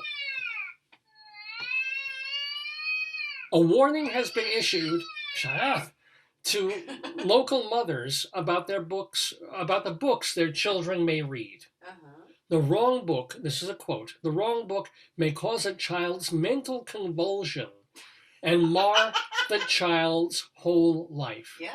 I felt that way when I read Dr. Seuss. You know, the warning did not state which books were bad for children. It didn't say whether it was The Cat in the Hat or The Story of O. I think Muck and Luck took me. That's right. That decreased my cognitive capacity a lot. It was George and Harold, The Adventures of Ook and Gluck. It decreased my ability to think. Yeah. But unbelievable. The censorious attitudes of people, both yesterday and today. Dr. J.G. Crabb of Greeley, Colorado, was in Denver this week, and he parked his auto on Colfax. Somehow, oh dear, the brakes on the auto loosened. Wait. Where's the... Oh, yeah. Oh, yeah. So he parked on Colfax Street. The brakes on the auto loosened, excuse me. Yes. And the driverless car careened down Colfax at a high speed. Wow. It hit 3 pedestrians, decapitating one man. God. And this is the beautiful thing. And after it's like this image of oh my God, the auto is a Buick touring car. Who cares? It decapitated somebody. Yeah. Owned, by the way. Yeah. By the Teachers College here. Oh no. It was later learned that the auto was jarred by a passing streetcar, causing it to roll downhill. So our university decapitated old people. An old person, yeah. Nice. Although I blame the dead guy, because, he was given a heads up. Hey, while we still have time on this, one of the things that we do on Greeley Crimes and Old Times every week is we go elsewhere for a story. We go outside of Greeley College. Oh, I'm good. I've got two cups here. We go to for one odd story a week, we move away from Greeley, from Denver, from northern Colorado, and this time we're going all the way to Fayetteville, Georgia. A story from the Huffington Post. A man... It's called the Huff Post, HuffPo. A man from Fayetteville, Georgia, got his final overdue paycheck, or payment, I should say, from a local auto shop. His payment came... How do you think, dear? Oh, I know this one. You saw this? It was on Facebook. I think I sent it to you. He wanted it all in what? He didn't want it all. He wanted a paycheck. Right? He wanted a direct deposit. Didn't it come in pennies or dimes? It came in a pile of pennies covered with oil. Ew! With a note that read, "Fuck you," attached to it. This is how the boss... If you can't... Remember the guy who used to send, like, Lipa something that said that in the check, and they said you couldn't... Yeah, he was a guest. It was one of the earliest guests on Dave's Gone By. So how did this happen? So, earlier this month, Andreas Flayton received a delivery of over 90,000 1-cent coins. All of them soaked in greasy oil. 90,000 coins, and dumped on his driveway. Flayton's girlfriend posted on Instagram that the payment came 4 months after Flayton quit his job at A-OK Auto Works. It was not A-OK. That's right. Run by a guy named Miles Walker. The girlfriend added, quote, "When my boyfriend first quit, he gave a written resignation letter and 2 weeks' notice. But Miles Walker continued to be the asshole he is and made a normal workday hell. He made unnecessary comments about my boyfriend's daughter to the point where Andreas shortened his 2 weeks' notice to 5 days. Wow. Walker also refused to pay the final salary, claiming damages to the shop. So... Seems like they had a very functional work relationship. Oh, God. How could that have gone wrong? Flayton threatened legal action and told the local TV station his former boss was being childish. So he's keeping the payment, the 90,000 pennies, in a wheelbarrow. The wheels have deflated. See, but that's not childish. Well, because it's got 500 pounds of pennies in them. The wheels on the wheelbarrow have deflated. Of course. And this guy, he spends his evenings now sitting in the garage and cleaning the coins. Well, that's good therapy. And he said, quote, "I think that's going to be a lot of work for the money I've already worked for." You think? Meanwhile, the shop owner told CBS News about the pennies. He said, quote, "I don't know if I did that or not. I don't really remember." Yeah, I don't really remember. Come on. How could you not remember putting oil on pennies? And 90,000 pennies. I'm sorry. What matters is... Would a bank even accept that? That's my thing. Like, I don't that's why think the guy's cleaning them. Yeah. A bank won't even take clean pennies. Yeah. You have to roll them in these little sacks. penny things. I hate that. Rollers, yeah. So anyway, Walker said, quote, "What matters is he got paid. Quote, he's a fucking weenie for even bringing it up." They seem like they get... What a shop. It seems like a great place that you want to really dive into there. That's got some... And by the way, other employees at A-OK Motorworks, Auto Works, called the environment toxic, with Walker disparaging female employees and ripping up pay stubs in front of workers. This is a case where I would probably do cancel culture and maybe not bring my car into A-OK Auto Works. I know. Oh, man. I mean, I have picked up pennies off the street that were covered in some level of muck. I've talked about this on the show. Just to have a penny, but to do that 90,000 times, like, ooh, here's a cow pasture somewhere scattered along here is like $900. Let me, in pennies. Let me just. Oh, maybe I will bring gloves. Just perhaps. Let's do one more Greeley Crime and Old Time, and then move on to our Today, Yesterday segment. When you do your quiz, I'll show you how to let people share screen, so that when I go in the other room, I can share screen. You can share screen. Yeah. Oh, well, yeah. Hopefully I'm able to allow them to do that. Yeah, you will. It's quick. It's just like the security icon. It's quick. So, I'll be letting you someone in a moment. Someone's already here. But let's do one more Greeley. One more. Let's see. Do I want... that's not all that funny. In high school basketball, Milliken beat Brighton 37-5.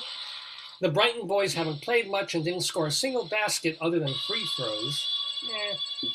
In Geneva Court, Colorado, Reverend Bacher was declared dead because he was ill. And he stopped breathing. Wow. A death certificate was issued and a funeral was planned. However, he awoke after 14 hours, rather surprised to see his room filled with funeral flowers. Quote, understatement of the week, his funeral has been postponed indefinitely. Wow. Happy ending, ladies and gentlemen. And that's Greeley Crimes and Old Times for this Saturday, April 3rd, 2021. Mr. Horace Greeley was no fool.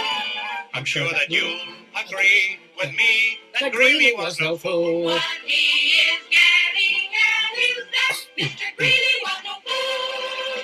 Yippee-yi, yippee-yi, yippee-yi, yi-yi, yippee-yi, yippee-yi, yippee-yi.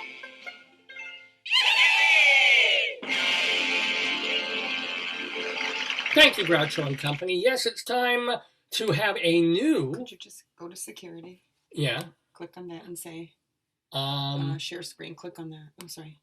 Oh, hopefully that'll work. Let me see. Did it work? Again. Yes. Okay, So that should work. So I'm going to go in when I'll ask you to come when in. the quiz is done, I'll go in the other room with this, and then you can... I Perfect. won't be able to... Okay. Well, yeah. Folks, I want to let you know that we have guests to admit into the neighborhood who are going to be playing the yesterday game. Yay! First of all, and let me do a gallery view. Hold on. We're seeing my good friend from Colorado, Mr. Don Perl. We're also seeing, this is amazing.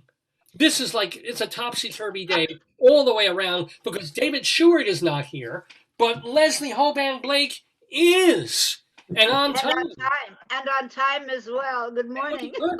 You're here. Good morning. Good I'm morning. sorry, I missed who this lovely gentleman is. He's not he's a local celebrity if you love Spanish teachers. He's Don Perl from Colorado. He's also an activist and a poet, and he's a longtime friend of, semi-longtime friend of mine, at least in Colorado. How are you doing, Don? Let me also admit, David Sheward, he's going to be shocked that you beat him to the quiz, Leslie, I'll tell you. David I beat him to the quiz. There he is. We're all here, David. Look at this. Morning. Are you shocked, David, that I'm here on time? Yes. Good morning. Good morning. Good morning, everybody. Let me introduce you both. There's Leslie Hoban Blake and my friend David Sheward. Let me introduce you to Leslie. Leslie's the girl. David's the boy. I'm the other boy. Oh, how And sexist of you, Dave. Don, you want to tell us about yourself? Because I've mentioned that you were a Spanish teacher at the University of Northern Colorado for several years, and now you're basically write a lot for, editorially at least, for the newspaper, the Greeley Tribune. Oh, you're yeah. So, okay, I think I'll just talk about how you and I met. Okay, sure. So I think that really is a kind of point of departure. So my colleague, who's a writer, as you all know, and also a rabbi, South Arizona, was walking by my office in Candelaria at the University of Northern Colorado, and there was a poster on my door which said, "Pray for the peace of Jerusalem." And he stuck his head in. It was around Purim, I think. And he stuck his head in and he said, "I think you're a Jew." Is that literally how I put it? Yeah. Did I say, I think you're a Jew? I couldn't have. You I've never did. met you before. Oh, my. Did you then say, would you like to join me in the mitzvah tank? And then he said, "Happy Purim." And then he said, almost in the next breath, that we have a writing club and perhaps you'd be interested in joining our Writers Inc. club, which meets once a month at the library. Right. And of course, my curiosity was totally piqued. And that's how Dave and I got together. Yeah, and we've been friends ever since, and we would meet once a month, usually once a month at the local public library, and we would read our stuff and critique each other. It was marvelous. It kept me writing at the time when I was not doing much writing, and that's where the Colorado Limerick of the Dam started, for better or worse. I wrote one or two one-act plays there. I honed with Rabbi Saul Shalom Dammit there. It was a huge thing, and Don is the best laugher. So if I made Don laugh, It was just the best thing ever. But Don, now you're very, very involved in community causes and civic causes. You're very quickly, just give us some idea All of right. what you've been involved in. Okay, so many, many years ago, I've had many lives really, but many, many years ago, I was teaching at junior high school in Greeley. It was an inner city school, and we were to give a high stakes standardized test. And I looked at these children, they're my children, and many of them came from very poor families, and many of them didn't speak English at home. Spanish was their language. They would speak English on the playground. But since I was bilingual, we could do a lot of things in class that would engage them. I was to give them a high stakes standardized test, CSAP, Colorado Students Assessment Program. And I couldn't look at myself in the mirror and administer that very discriminatory, very biased test. So I boycotted it, and my whole life blew up and my world changed. So from that moment, I was a persona non grata with the school district, and I got hate mail. And anyway, I made that my Me. You know, I didn't even know the man, and I was sending him hate mail just because I do that in my spare time. Yeah, that's the Mephistopheles inside of you, isn't it? pretty much. Yeah. Yeah. So, but So you're still anyway, anti-test. You're still, anti-standardized kind of. well, yeah, we have now even more of a mission, a kind of mission re-emerged with a pandemic. Without my going into too much detail, but we do have the organization's called Advocates for Public Education Policy, and we have a resolution, a non-binding resolution before the legislature to this very day, seeking the elimination of high stakes standardized testing. That elimination won't happen, but the idea is to raise the collective conscience of the legislature of the harms caused by high stakes testing, and we can do so much better to humanize education. We spend. No, you've been following what's going on in New York, right? I mean, that's been on the front burner. David is also in education, and I was a teacher, so we all have some. But with Carranza, this last go round we've done away with certain parts of standardized testing. A long time ago, we got into the cultural dissociation, shall we say, in testing. And it will never be perfect. It's never going to be perfect because you can't test, two kids can't test the same no matter what kind of test they're given. So, unless it's absolutely just fill in the bubble and nothing else, and it's math. Math probably is the great equalizer. I don't know about anything else where it can be like that. And David Sheward is currently still an educator. Yes. So how do you feel about standardized testing, man? I don't know. I'm a special education teacher, so having to Kind of doesn't count. well, no, it having to adapt that and having it's I think that there must be, even with that there must be some other means of assessing students and Yes. All right. yeah, I think that there must be other ways of doing it. There are schools, some in various places in the world, where kids are grouped by age, not by ability. Yeah. And they are winnowed out as they go through certain skill tests. They move forward, and the ones who don't make it right away keep at it until they get it, and then they can move forward. And that's the only testing there is. It's not sit down and take a test. Yeah. It's everybody works together. Now, it's very expensive. You can't run an inner city or any other kind of city school that way. You can run a little red schoolhouse like that, but you can't run major educational facilities that way because it would take too much staff to do that. You need almost one teacher per maybe 3 or 4 kids, which is not going to happen. Yeah, but I worked a lot in that aspect of it. I was part of the. Yeah. I don't know if you know this, and I don't know if they had it in Colorado, but after Head Start came a program called Follow Through, and I was part of the Follow Through program in New York. I traveled across the country on my sabbatical to try to find out whether it worked everywhere, or whether it didn't work, and if it worked, why it worked. And it was unfortunate because the things that I found were not what the Follow Through program wanted to know, so we didn't publish the findings. But the findings were that, for example, it worked better in Los Angeles, in East LA, and the Chicano neighborhoods, and in Watts in the black neighborhoods, because you had and this is contraindicated to everything we want to do with education about opening it up. When you had a base of people who were the same, then everybody had the same goals. And within that group of everybody having the same goals, the parents came out to work, the teachers and parents became a unit. Not so when you mixed people up. The minute you mixed people up, people wanted to go beyond, people wanted to go better, it was a very different, so blah, go figure. It's true. Sorry, Don, I didn't mean to do this. Leslie, I've been mixed up for years, and that's been a real problem Thank for me. But let's move on. I just wanted to add something to the mix here, in that I think the issue is twofold, if we wanted to simplify it. And one fold is that the key phrase, high stakes, in other words, so much is dependent upon the performance in one test. That it's the antithesis to education. And the other issue, which maybe is the huge umbrella, is that this has been a bonanza for corporate enterprise such as Pearson and McGraw-Hill. Sure. They have been salivating at education since the Reagan administration. That's an image I don't. Without question. Well, speaking of which, since this is time for our contest, our history quiz, I challenge you all to a drool. Out there. Very good. Go ahead, David, it's your cue. Oh, Mr. Peabody. Thank you. Oh, David, you're not even trying with that. What the hell is Not that? even trying. Do it right. Oh, Mr. Peabody. Much Better. better. Don, if you haven't seen, when I do a pun that's really egregious and terrible, David follows that up with a Rocky and Bullwinkle, oh, Mr. Peabody, to warn me and to say, I have no life. That's why I'm doing this program. As opposed to your puns that are magnificent and carefully crafted.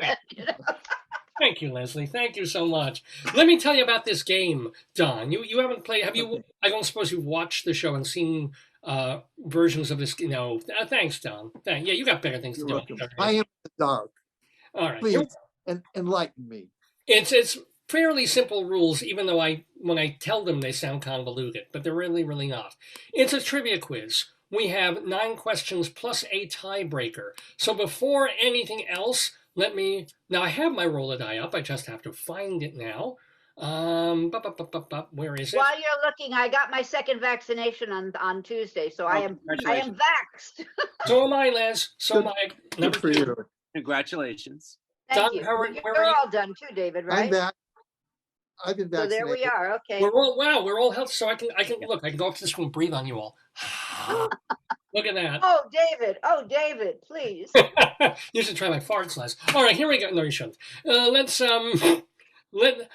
have a Don. I'm gonna need a pen too. Just give me one sec. Yes. Bienvenido, Don. Soy encantada. Muchas gracias, igual. Don, Por nada. por favor, pick un número between 1 y 6. Oh. Don, I need you to pick a number between 1 and 6. It's Cinco. Oh, you want 5? Okay. Don is 5. All right. And now Leslie, being the lady, could you? Dos. Come always. It's always dos. Como siempre. Sheward. I'll pick tree. Oh. Okay. Oh, wow. We have 2 D's here. I better call you Don with a P. Okay, there we go. Leslie and David. So you're number 3. This is what I'm going to do, Don. I'm going to roll a die, to see who chooses whether to go first, second, or third. So my first roll goes to number 1, which is closest to Leslie's. Number 2, Leslie. I never get that. I want to go first. Leslie, you get to go first. Thank you, David. All right. I'm going to roll the die again. And the die came up number 4, which is right between you guys. So I'm going to roll that one more time. This time I got a number 5, which is Don Perl. So Don, would you rather go second or third? Third. Third. Okay. Oh, okay. So David, you go second, and Okay. Don. All You know, right. when you call him Don Perl, it's as if he is the Don of the village, and you were giving him an encomium, so Well, he is. wonderful. He was a beloved professor, by the way. So there's I'm sure he seems like a lovely man. Why wouldn't he be? Thank you. with a fist, a la raza kind of thing going on there. I don't even want to know. Okay. Anywho. Cesar Chavez and La Raza. Oh, you would know that. Okay. So here's the deal, Don. I'm going to ask trivia questions. They're worth 2 points apiece. If you get the answer right, you get 2 points. If you get it wrong, there's no penalty. So feel free to answer wrong. But another person gets to steal if you get it wrong. Okay? And they get to get the 2 points if they get it right. And that's basically the whole deal. Whoever has the most points at the end of 9 questions wins. We also have a tiebreaker if it comes to that, but we all do the tiebreaker anyway, no matter if somebody's won, just for the fun of answering the questions. Are you guys all ready? Oh, yes. I'm totally prepared. I didn't do any investigation or preparation for this at all. There's no way to do it, so it's just like a standard. Make sure of that. It's like a standardized test. You can't prepare. It's like Jeopardy, Because some of the questions are pretty straightforward. Some of them are like just guess, and some of them are borderline convoluted to the nth degree. Thank Do you. we get multiple choice? Some of them. Sometimes. Yeah, all right. Sometimes it's filling the grid. Here we go. It's the first question, though, goes to Leslie Hoban Blake. Starting us off, the year 1860. Oh, and Don, I'm sorry, I forgot to mention that every question, all of these are questions that happen in history. It could be culture, could be sports, could be anything, but everything happened on this date in history, April 3rd. So all these questions occurred on April 3rd in the universe, okay? Leslie, 1860. It starts today in St. Joseph, Missouri. It ends on April 14th in Sacramento, California. And it involves a mochila. What is it? This is not multiple choice. It is not. One more time. I think I know the answer, but one more time. I couldn't give a multiple choice on this because it'd be kind of. It's okay. Just one more time with the dates. I want to make sure I've got the year right. 1860. It started today in St. Joseph, Missouri. It ended on April 14th in Sacramento, California, and it involves a mochila. What? I love the way you say Missouri, as if you actually are from Missouri. Okay. I believe for every drop of rain that falls. Please take a half a point off his next. Well, no. Well, you could have driven a truck through that pause. Well, I'm thinking, David, it's old. It takes longer for those little wheels to go around. Only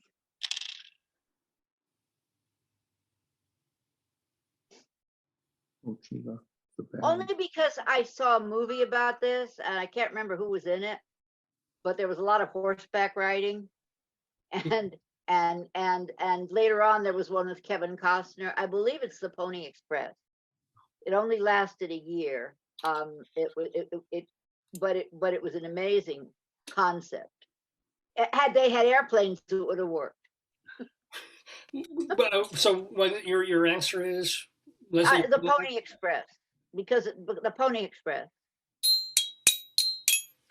Well, Leslie, I have to tell you, I'm sorry, I'm a little hoarse. You are correct. It is the Pony Express. Well done, Leslie, getting on the board with 2 points. Nicely done. Did you, Don? You look like you knew that because you knew the word mochila. You were nodding, so that's Spanish. Very good, Leslie. And David, did you have that one that you sort of looked? No, I didn't. Oh wow! You didn't see the movie, David? I can't believe it. No, I didn't see that movie. All right, we have our next question. This question goes to David Sheward, who is going second. The year 1882, and this is a multiple choice. 1882 was the year. A week ago, we had a question on this quiz about alarm clocks. And here's another one about an alarm that was patented today. How did it wake people up? A, it was a bird cage. At 5 a.m., a mechanism lifted the cover off the cage, causing the birds to wake up and start squawking. B, it was a traditional alarm clock, only it was hooked up to a church bell, letting it ring automatically when services were to begin. C, the device was hooked up over the person's bed. At alarm time, little pieces of wood would drop onto the sleeper's face. Or D, the alarm was outdoors and specifically for short summer naps because the device was firecrackers. You would light the fuse, which would burn for about half an hour and then wake you up with a bang. One of these. Hello, Rube Goldberg. Hello, Rube Goldberg. Yeah. Wow. I was going to say 1882. One of these is true. I was going to say these all sound like something from the Flintstones. So it's what was the first? The first one Okay, was. I'll read them again. One of these happened in 1882. Was patented as an alarm. Was it A bird cage with a mechanism that lifted the cover off the cage? B, was a traditional alarm clock but was hooked up to a church bell, so it rang automatically when services were to begin. C, the device was hooked up over the person's bed, and at alarm time, pieces of wood would drop on the person's face, on the sleeper's face. Or D, the alarm was outdoors, specifically for summer naps, with a long fuse.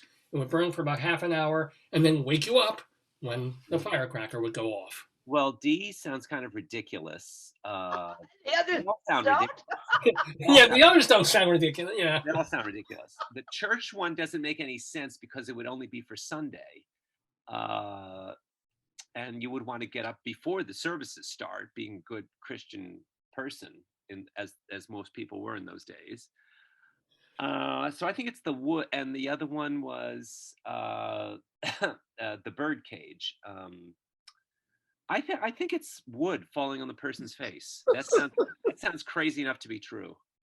I'm going to say the wood falling on the face. Well, David, I knew you would say that. And I hate to bark at you, but you're right. That is absolutely. There was a patent. There was little like cork and pieces of wood would just open up and and kind of wake you up like with things falling on your head. Somebody patented that. Forbid you opened your eyes during that time. David S., I see you got a haircut. Very nice. Yes. Oh, by the way, I also wanted to say I just realized that one of the posters here has Bob Dishy on it, a former guest. She was on a couple of weeks ago with his wife Judy Graubart. Let's see. The 10th Man back there at Lincoln. Oh yes, of course. That he was in. I'd forgotten that he was in that. It was otherwise known as Looking for a Minion, right? Wasn't that? No, that's what it was about. They needed a 10th man. I was making a joke. The musical version is called. Yeah. The musical version is Looking for a Minion with an exclamation point. Never mind. Yeah. Never mind. Minion the musical. That's it. Okay. Got it. That's better. Except that one has all these little yellow people, and they work for an evil guy named Gru. But anywho, get it? And the big number was, oh boy. Oh boy, that was some Dybbuk. Oh my God. That's a line in the play. Is it really? Yeah, it's a line in the play. Jack Weston in this production, I think Lou Jacoby said it in the original production. Oh boy, that was some Dybbuk. That's some great writing right there. I don't remember the dialogue. You're really good, David. Well, it was Patty Chayefsky. He wrote the play, right? Yeah. So, anywho, we have a tie game, by the way. It's Leslie and David on the board with 2 points. Don, you chose to go third. You get the third question. I mean, that's the thing, Don. That's the reason we roll the dice, because the questions are in order. They're generally in chronological order. So it's only fair. We keep it random as to who gets what question. So we move forward in time to 1882. 1882. On April 3rd, 1882. This is our, we had a question last week about alarm clocks. We have one about alarm clocks. Now we have our second question of the day involving St. Joseph, Missouri. That's right, Leslie, Missouri, where hanging a picture on the wall can be dangerous, especially if you're a wanted man who died today in his home with his back turned, betrayed by a friend. Is this multiple choice? No, I'm sorry. Jesse James. Is that your final answer, though? It just was one of those impulse. It just, there was a song about that, the coward that shot Mr. Howard. So I'm going with Jesse James. And laid Jesse James in his grave. Very good. That's right. Yes, and a lot of people have been hit by cars, but he was really hit by a Ford. Robert Ford was the. Thank you. But well done, yes, Don. So it didn't even need a multiple choice on that. And there's a pretty good movie with I think with Brad Pitt and with Casey Affleck.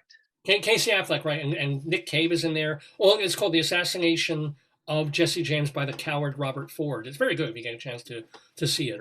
But nobody went to see it because the title was too long. They couldn't buy tickets. They couldn't figure on the marquee. They kept missing the time to get in to see the movie. But actually, what scared people, they tried to abbreviate it. So they had the ass of Jesse James. And people were like, no, I don't want to see that. That's not the kind of movie. That belongs on 42nd Street back in the 70s. Depending on the audience. Depending on the audience. It's Brad Pitt's ass. So, yeah. Anyway. Yeah, I'd go see that. Come on. Thank you very much. Tie game, by the way. Everybody. Never happened before. Don, just so you know, this is in your honor. It never happened before. Oh. I don't think so. Did it, David? Where it opened up with a tie game? I don't think so. And I wonder if this is the first time any of us have been in a three-way. But you know, it is a three-way tie. Oh, Leslie's. Well, everybody's kind of like. That's rather personal. Yes, absolutely. And I was around in the 70s, so don't ask questions. That's a whole other interview. Probably more interesting than this game. But the great thing, Don, is that I should have also mentioned that a lot of people who play the game for the first time or even the second or third, when they're newbies, they get nothing. They get goose eggs. They don't do well at all. You are already on the board. That is already something to be proud of in this game. So well done, Don. And everybody's game as we move into round two. Round two. Which starts with Leslie. Leslie gets the next question. April 3rd, 1917. It's the first day of a new exhibition at Gallery 291 in New York. One artist has the whole show, but it's paintings, not pictures. Who's the artist?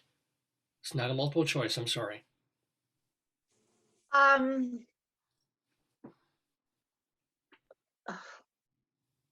I'm just going to think out loud for a second. I want to say Stieglitz, who's known for his photographs, but I didn't remember whether he painted or not. But she did, and I can't think of her name. The famous, the woman who turned into leather in New Mexico at the age of 98. Who doesn't? That's right. Yeah, if you're living in New Mexico and you're 98, you're gonna, yeah. Yes, I know. Rawhide. All right, I'm going to say Alfred Stieglitz, I believe is the guy's name. I believe. Is that going to be your final answer? Well, the Gallery 291 is, I believe, was his gallery. That's why I'm thinking. But I didn't know he painted. So, yes, I'm going to say Stieglitz. Well, Leslie, you are definitely wrong for glitz and glamour, but that is not the correct answer. I am sorry.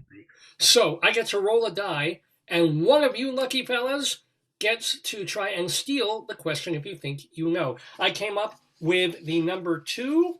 That was this morning when I was in the bathroom. So, but the number 2 is Leslie's number, and it is closer to David's number than to Don's. So, David, do you want to try and steal this question? I'll read it again. Read the question again. 1917. April 3rd. It's the first day of a new exhibition at Gallery 291 in New York. One artist has the whole show, but it's paintings, not pictures. Who's the artist? Well, I'll just piggyback off of what Leslie said, and I'll guess Georgia O'Keeffe. Is that your final answer? Yes, yes. It's Georgia. Oh, yes, it is indeed. Leslie, you had it. Stieglitz owned the gallery, but he gave it to her for her paintings. It was mostly a photograph gallery, but he gave it to her. I thought it was who owned the gallery. That was I misunderstood the question. It's okay. Yeah, I wouldn't have remembered her name anyway. All I could come up was leather. Congratulations, David. Yeah. Good piggyback there, David. You wouldn't do well on standardized test. Leslie, you would have blown the standardized test on this because you didn't the standardized test. You wouldn't have done well. Well, here we go. David Sheward. Fail my O levels. I get to be a garage mechanic. Thank you. Now, David Sheward, you are passing the test so far, leading 4-2. Okay. So well done on that. And now you get the next question directly because in round 2. So, the year 1922. This is a multiple choice, by the way. Right. Vladimir Lenin appointed Joseph Stalin as General Secretary of the Communist Party of the Soviet Union today. Okay. Which of these is not true Oh God, oh wait, I do have the answer. Okay. Which of these multiple choices not true about Crazy Joe Stalin? Okay. A, Yeah. he was a Walt Whitman fan and could recite some of his poems by heart. B, Trotsky's nickname for Stalin was Comrade Index Card. C, when he was 35 years old, Stalin had a secret affair with a 15-year-old boy. Or D, he would prank members of the Politburo by putting tomatoes on their chairs when they weren't looking. One of these is not true. I believe the Comrade Index Card thing. What was the first one? I'll read them again. A, which of these is not true about Joe Stalin? A, he was a Walt Whitman fan and could recite some of his poems by heart. B, Trotsky's nickname for Stalin was Comrade Index Card. C, when he was 35 years old, Stalin had a secret affair with a 15-year-old boy. Or D, he would prank members of the Politburo by putting tomatoes on their chairs when they weren't looking.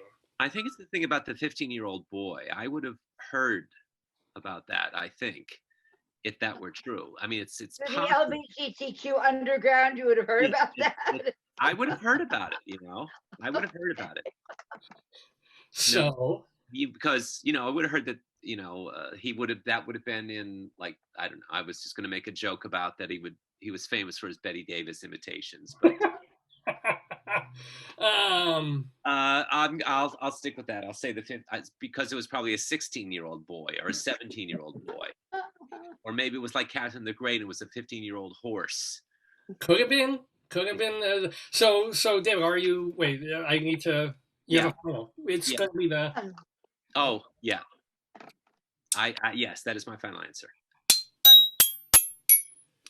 Well, David, you are definitely having, passing because you are a Stalin graduate. That is the correct answer. He did not, as far as anybody knows, have an affair with a 15-year-old. But he did, however, here's some trivia for her. When he was 35 years old, he seduced a 13-year-old girl who was rather mature for her age. Sounds more like him, yeah. Yeah, he got her pregnant twice. One time the baby died. The other actually grew up and had families of his own. But the other things were true. When Stalin started in the party, he was little more than a card-sorting secretary, hence Trotsky's nickname for him as Index Card. And Stalin did start out as a poet. He studied Goethe and Shakespeare in translation, as well as Whitman, and he could recite Walt Whitman. And he ended up Stalin published poems throughout his life, but he did it anonymously, so that it wouldn't be like, let's buy Joe Stalin's poem. He wanted legitimate criticism and love of his work. The thing is, it being my father and his brother came from Russia, and there were stories. I mean, they came in 1919. But the interesting thing is, everybody knew they were Stalin's poems. They were anonymous, but everybody knew. Did you see Uncle Joe's new anonymous book? It was that kind of thing, because he was hardly an anonymous sort, Yeah. He wanted to be, unknown. Did you love the poem by that unknown writer? Tell me what was great about it. Yeah. Right. So, well, I'll tell you what's great about David Sheward is he's leading 6-2. Gee, what a shock! David's winning the game, but it's still a takeable game for our other contestants in the Today-Yesterday game. By the way, I want to let everybody know it's a little after 11 o'clock Eastern Time here in the neighborhood. You're watching Dave's Gone By. With me, Dave Lefkowitz, we're here with David Sheward and with Leslie Hoban Blake and with our special friend Don Perl. Great. Okay. Just got an important message from the missus about trying to get our...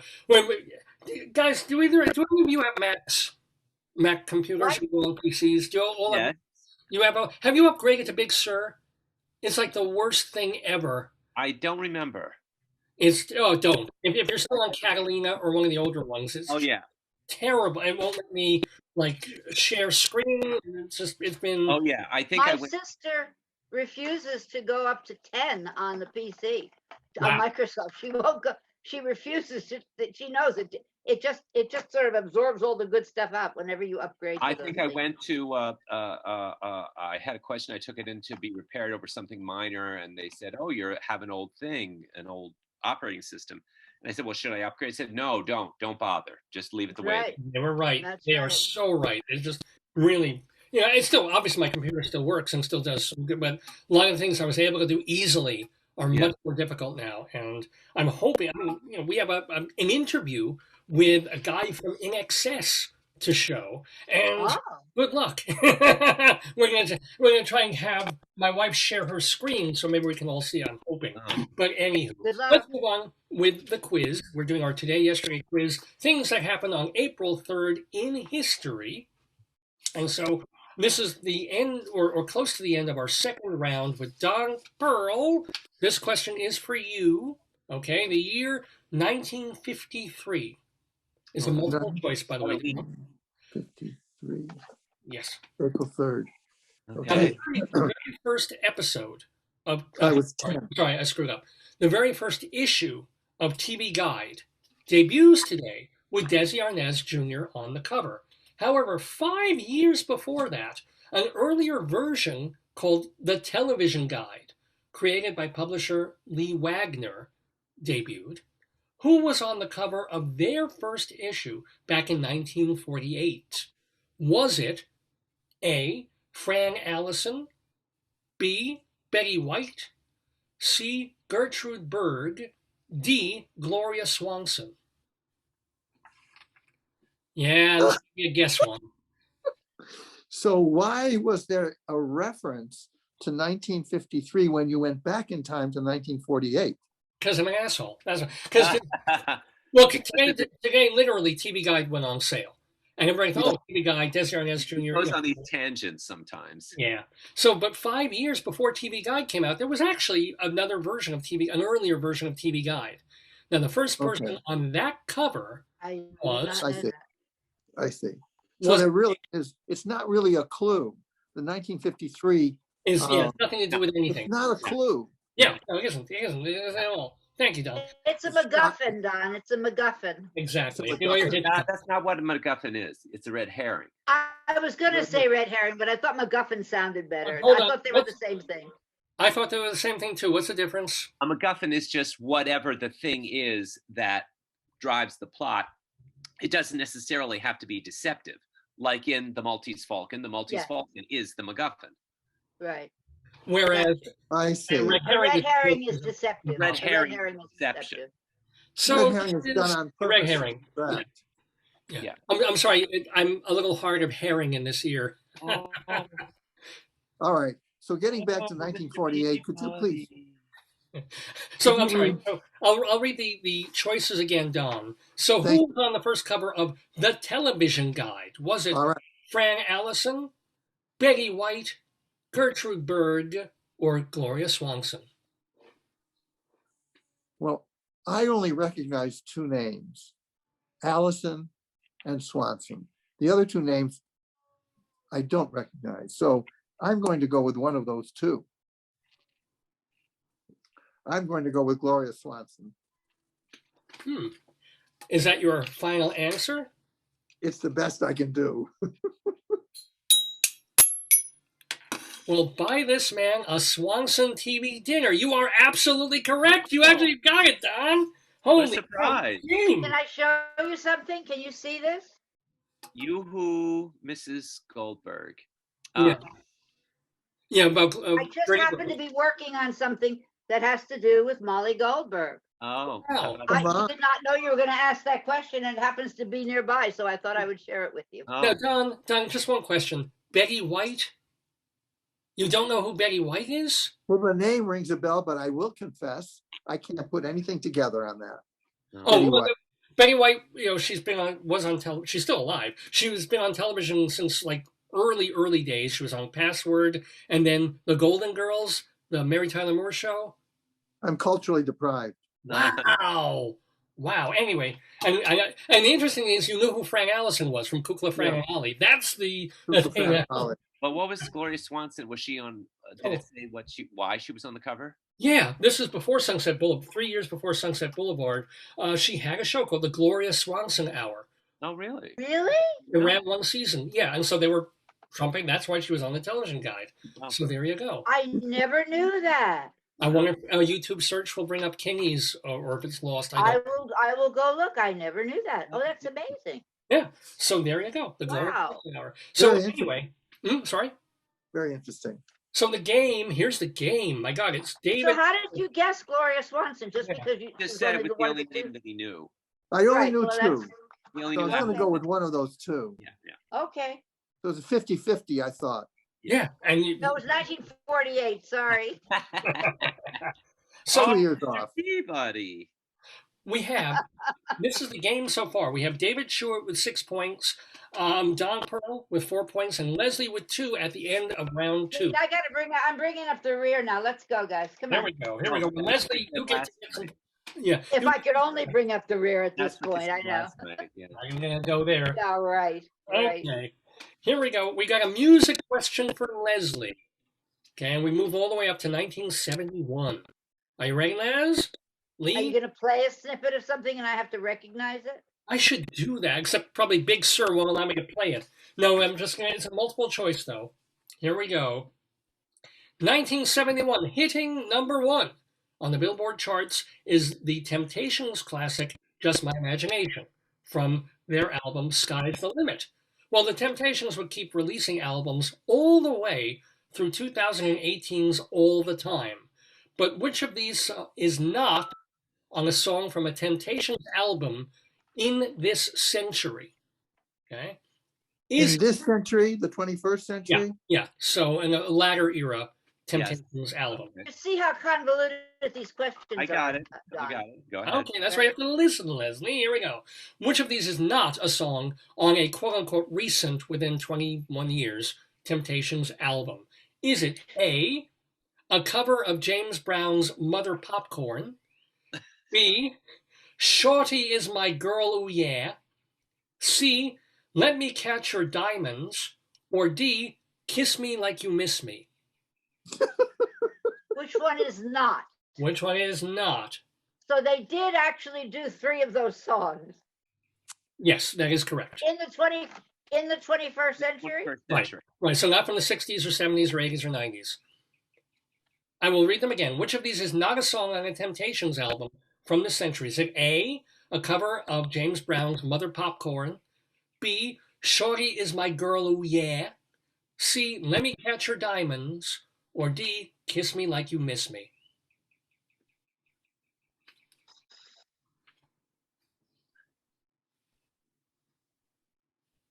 The James Brown cover. Is that your final answer? Your guess. Yes. Good God! You got it! Yes, Leslie, that was the correct answer. I had to put You in. were Yeah. smiling, Had to put David. it Did you top know one. the answer? David, you were smiling like you knew the answer. Like No, those I was little just fish tail- laughing because it was a reference to the popcorn.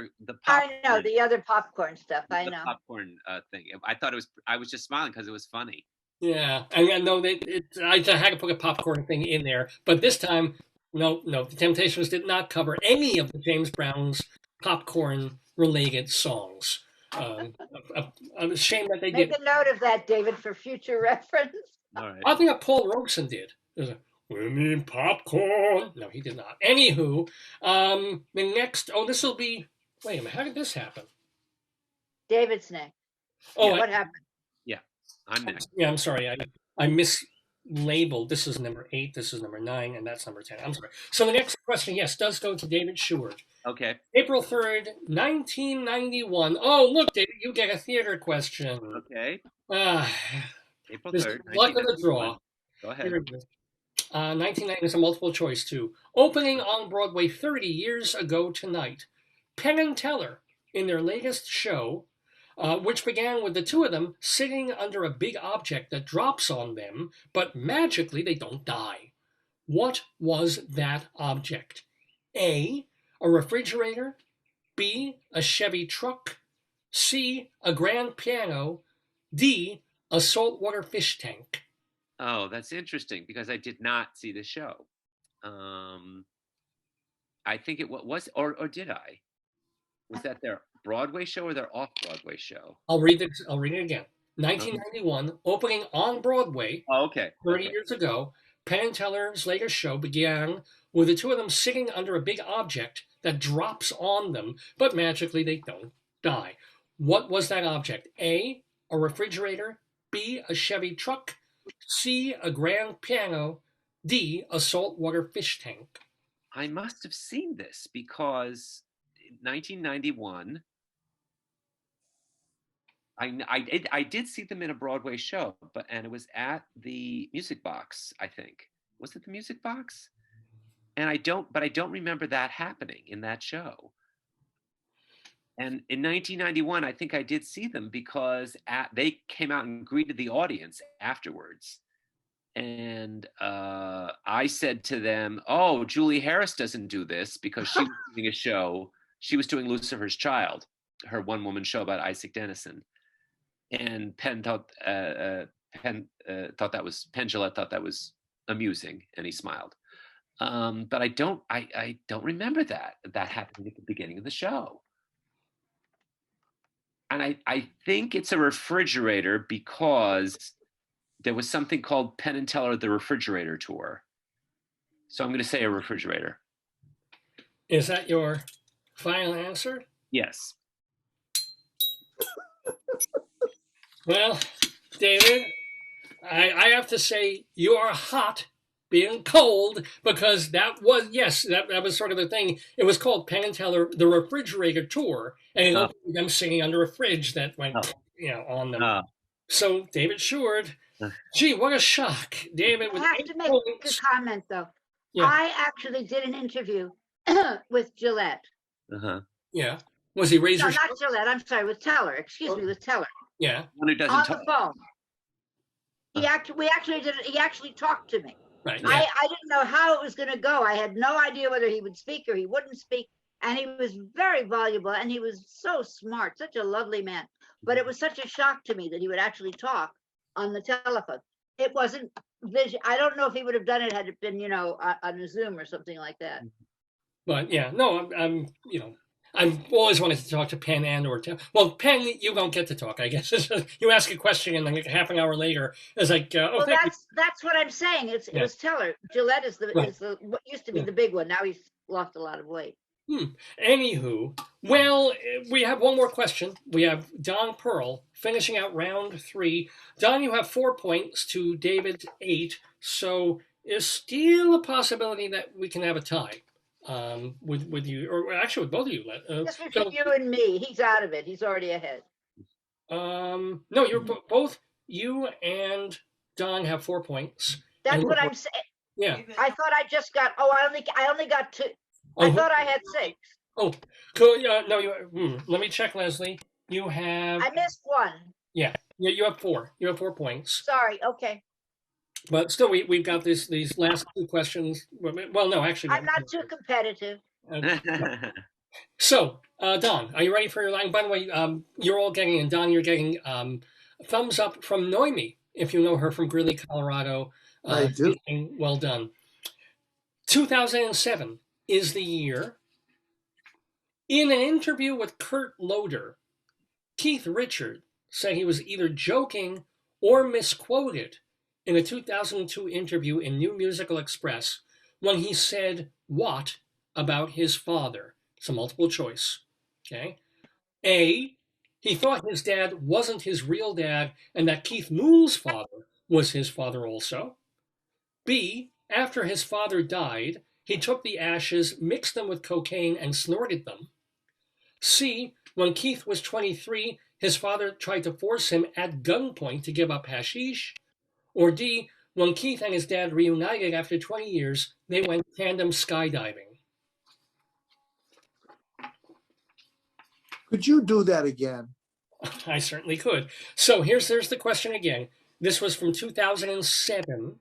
In an interview with Kurt Loder, Keith Richard said he was either joking or misquoted in his 2002 interview in New Musical Express when he said this about his father. Okay. A, he thought his dad wasn't his real dad. Keith Moon's father was his dad. B, after his father died, he took the ashes, mixed them with cocaine, and snorted them. C, when Keith was 23 years old, his father tried to force him at gunpoint to give up hashish. Or D, when Keith and his dad reunited after 20 years, they went tandem skydiving together. So all of these are beyond the beyond in absurdity. But the most absurd is mixing his ashes with what? Cocaine and snorting it? I'm going to go with that. I'm going with that one. So you're saying that Keith said he was misquoted or misheard? Yes, it's just so ridiculous that I'm going with that one. Well, Don, you are gathering no moss today. That is the correct answer. Do you guys remember that? Do you remember? I think I remember hearing about that. Yes, I didn't hear the subsequent. I didn't hear the subsequent denial, but I remember hearing that. Yeah. Yeah, he said it. Don has the most impeccable instincts. His instincts. He's running on pure instinct here. Yes. And he's doing fantastically well. He has 6 So points. much for standardized tests, Don. Right. Forget the standardized test. This is the Dave's Gone By test thing. This is a today, yesterday. Now, I have to say that the Dave's Gone By test was, or the today, yesterday quiz test has been passed with flying colors by David Sheward, because after our third round, David Sheward is the winner with 8 points. Well done, David. Don is second place with 6 points, and Leslie Hoban Blake with 4. You all did really, really well today. This is amazing. We do have one more question just for funsies. It's our tiebreaker. It's usually our tiebreaker, but we just do it for fun anyway. So, if you all, do you have a pen and paper near you, by any chance, Don? Yes. And all of you guys. I do. We're writers. We all have pens and papers near us. I get the feeling I'm going to stump all of you on this one. I probably should have made it a multiple choice, but I didn't. So here's this one. What we do here, Don, is I'll read the question, probably twice, and then I'll give a countdown of 3, 2, 1. And on 1, you all three hold up your answers to the camera so that it's all fair, that you all have the same shot of the same answer, if you get it. Are you guys ready? Yes. Cool. The year 1988, after 7 straight years of winning the Art Ross Trophy for most points scored in the regular season, Wayne Gretzky is supplanted by this Pittsburgh Penguin, who would go on to win 5 more trophies, though not consecutively. Who is this magnifique hockey player? See, the guy last week complained that I didn't have any sports questions. So this time I put in a sports question. This is not multiple choice. Not multiple choice. So you're going to have to just sort of guess. Okay. It's a hockey player? Hockey. NHL, hockey. Bobby Orr, that's the only answer I know. I'm not even going to bother putting anything Write it in. down. Well, that's Or maybe- really No, good. I'm not going to write it down. You guys go ahead and battle it out. I'm out. Yeah. I have no names. I don't know anybody. I'll read the question again. 1988, after 7 straight years of winning the Art Ross Trophy, for most points scored in the regular season, Wayne Gretzky is supplanted by this Pittsburgh Penguin, who would go on to win 5 more trophies, though not consecutively. Who is this magnifique hockey player? And yes, Magnifique is the clue. there's a clue in there. That's kind of it. So I'm going to give a 3, 2, 1 countdown. If you and David are ready to hold up your things, I should rephrase that. 3, 2, 1. Let's see them. Can't see what it says. Oh, I could have made a joke. I can't read yours down. What'd you write? I can't. It's a question mark. Yeah. I don't know. Oh, stably forquad poo. What did you write down? I can't read those words. Oh, yeah, it's my own hieroglyphics. First, I was trying to get some sort of something going in my medulla oblongata here. So I wrote down 1988. Then I wrote Gretzky. Oh, well, Then no. I wrote Magnifique. And then I had no idea, so I wrote a question mark. Well, David is kind of right, and so it was some French Canadian guy. However, I think it's French Canadian was obvious, but that doesn't mean I know any of them. And then I took a guess with the name. Is there an actual Jean Lafort? I've never heard that name before. Jean Lafoot. Jean Lafort. Okay. That was that's pirate. good. That was the pirate on the Captain Crunch commercials. Oh, I did not realize that. Anywho, I'm afraid you did not nail that with the foot reference, even though it was a soulful answer. Oh dear. And the I'm sorry answer to is The answer is AKA Le Magnifique Super Mario Lemieux. Oh, Mario Lemieux. never heard of him. Oh. Pepe Le Pew's very distant cousin. Uh-huh. This is terrible of you, David, because David is on. We're on the same trivia team in my building, and we had a whole section on sports, which we knew nothing. Yeah, but you got two of those answers right, Leslie. You got Wisconsin, and you got one other one. One had to do with Bucky Buckeye, the mascot. I knew the mascot. Yeah. I don't know anything about sports players. So that's terrible that you would go to sports, David. I just felt bad last week because we had restaurant guy Rob Clement who opened a kosher deli in Charlotte, North Carolina, and he was like, "You're asking a question about Broadway. You're asking a question about. Can I have one sports question?" Because that was his thing. So this is getting a sports question. And Wait. So send it to him. Don't give it to us. Well, it didn't affect anything because David is still the champion. David still won. If David still would have won, it wouldn't have made any difference. Thank you. But everybody did really well this week. You had Leslie with 4 points and Don Perl. Now remember, Don Perl, people, how often do you write op-eds and things for the Greeley Tribune? When the spirit moves me. But it's almost like once a month I see your name in there on something, or a little less often? A little less often, but... You can find him at the Greeley Tribune if you do a search under his name, Perl, Don Perl.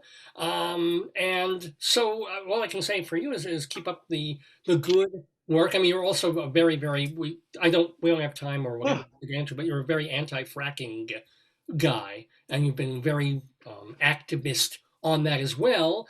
Good luck with the testing too. And what else? What else have we got going on in your life, John? How's it going? You're trying to do up a podcast of your own. We're just barely getting our feet in the water, our toes in the water, and I really, I'm before diapers on this, but okay. Another I review. want to see your desk. Yeah. Anyway, I'll keep you posted. Great. I've got a title for you, Don. How about Pearl's Potpourri? Pearl's Potpourri. It's a little girlish. I don't know. It's nice alliteration. It's more like Pearl's Before swine. What was that? Pearls before swine. Oh, That's gonna get a lot of fans. That one's better. Or clutching my pearl. No, Pearls Before Swine is good. Okay. Pearls of Wisdom. Yeah, Yes. Wisdom Yeah, was that my too. Pearls of Wisdom. That's What about mini pearls? Or mini pearl. There you go. We can have a little hat with a price tag on it and say, "This is how much you can sell politicians in Greeley for." There you go. Pearls wisdom. Anywho, Don Perl, thank you for being with us. Leslie Hoban Blake, speaking of podcasts, you are in a video cast that people can watch on YouTube with Charlie Gross, our friend. Did you catch my little monologue in Times Square that I did? Yeah, that was kind of wild. That was like, it was impromptu. I mean, did you plan that out, or what was? Yeah, of course it was planned out. It was what you call meta. Oh, you know, it was my. Have you ever seen David Cross's The Audition from the old show? No, I know. I like David Cross, but I haven't seen that. David Cross comes in dragging a chair to sit in front of two casting people. And he puts the chair down. He says, "Can I use that chair?" And they go, "Well, no." And he says, "No, that's part of the audition." And it goes on for 10 minutes that way. No matter what they say, he goes, "No, that's part of the audition." And they finally say, "Okay, you've got the part. It's okay." But that's my son sent that to me when he saw what I did. Yes, it was totally scripted. Totally improv. It was totally scripted. Wow. Well, no, I lie. It was improv off a set of bullet points, but it was thought out. Is the point? It was all thought out. So, well, you gotta want to be. I'm sorry, talking to the missus. You gotta be have to be asking me Did to. you get to see it, David? Yeah. I sent it to you. Oh, yes, I did. That's why. Not you. I was talking to David. Oh, so David. I call you Dave. I call him David. Oh, That's the only way okay. I Sorry. I will have to take a look at it. I haven't seen it yet. Okay. Charlie's is kind of fun as well. He did the same thing. There were people who went to Times Square. No, we were Dramatists Guild members. We were not people. Are you saying Dramatist Guild members are not? You heard what I said. I stand by my statement. We were Have Dramatist you ever Guild eaten people. with one? No, but where's that? Dramatist Guild Not members. just people off the street, you know. Yes, that's it. Got it. Anyway, you can watch her doing that. Just go. Is that on the Critics' Choice? It's on YouTube. It's on YouTube under my name. Under your name, Leslie Hoban Blake. And I also want to thank very, very much David Sheward. I'm sorry, I'm getting messages here to try and get the interview up. Thank you. But David Sheward, you can read him at culturalweekly.com, theaterlife.com, as well as his blog, The David Desk. I read this week you had a story about all these Broadway shows that are starting to kind of pull the plug. There was, Diana mentioned an actual opening date, so you did a story on that. And what else are you writing about these days? Oh, well, I did that. I did a review of Voyeur, The Windows of Toulouse-Lautrec, which is a walking outside street theater tour, which has been playing actually since October on the streets of Greenwich Village, and I got it, and they've extended it through the end of May. So I thought, how big a walk is it, David? It's an hour, and it starts. Do you have to go upstairs or anything? Do you have to? You have to go upstairs at one point. It's from the duplex on Christopher Street to Washington Square, around back down 8th Street, and then it ends on 8th Street. You go up into sort of a loft storefront where the final scene is played indoors. And there are only 8 audience members at a time. There are no more than 2 or 3 actors that you encounter at any one time. Everybody's masked the whole time, and it's quite interesting. There's puppetry, there's dance, there's opera.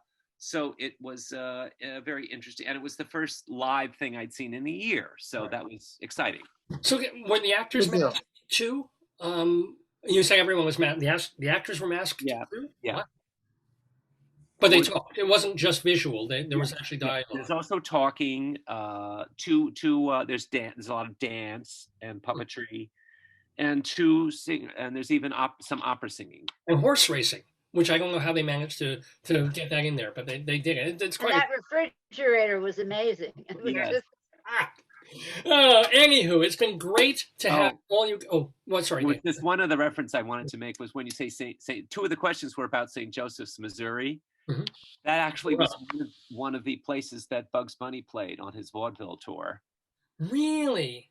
I guess it was a big town back then. Literally, maybe that's why so much was happening in Pony Express days. Was St. Joseph was one of the cartoon. In one cartoon, he is brought before an audience, and he says, St. Joe, they love me there. I can hear it. The man knows his cartoons.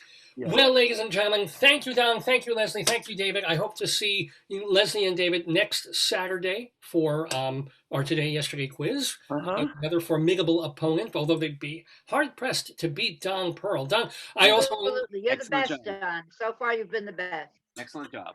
So, Donnie, if you want to come back and play, the game again in the weeks to come, we would love to have you if you're good with that. I think you had a good time, did you? I had a lovely time. It was good to meet Leslie and David, and to see you again, Dave. You too. And I'm very grateful. We had a great time, and you realize how culturally deprived I am. Beginner's luck. Enough that you can win at this or get close to winning. I'm calling Betty White and saying this. Yes. You all need to watch more hockey too. You've got to bone up on your hockey, and you'll get there. Have a great one, guys. I'm going to start letting you go. Thanks so much for being in the neighborhood. Okay, don't report. This just takes a moment. Happy Easter, David. Oh, and happy Passover. Yes, you too. Okay. Bye-bye. And bye-bye. Bye-bye. See you next week. Bye-bye. Yeah. Bye. Bye-bye. Bye. Bye-bye. Wow, what a fun time. I thought this show was going to turn into a disaster, but we may salvage every single part of this episode of Dave's Gone By. With me, Dave Lefkowitz. I've got my darling and adorable wife, Joyce, in the other room. She's at the ready to share Rabbi Saul Solomon's interview with Andrew Farriss of In Excess. I know some of you were expecting it much earlier in the show. You've had to wait for it.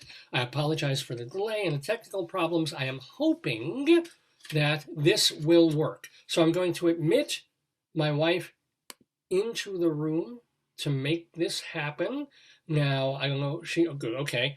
So she's being connected, and I'm going to disappear. I'm going to take myself off gallery view and go to speaker view, I guess. And then, so, Joyce, whenever you're ready. Come to me. David, come in here. Okay. Everybody, this is going to be Rabbi Saul Solomon interviewing Andrew Farriss about his new album.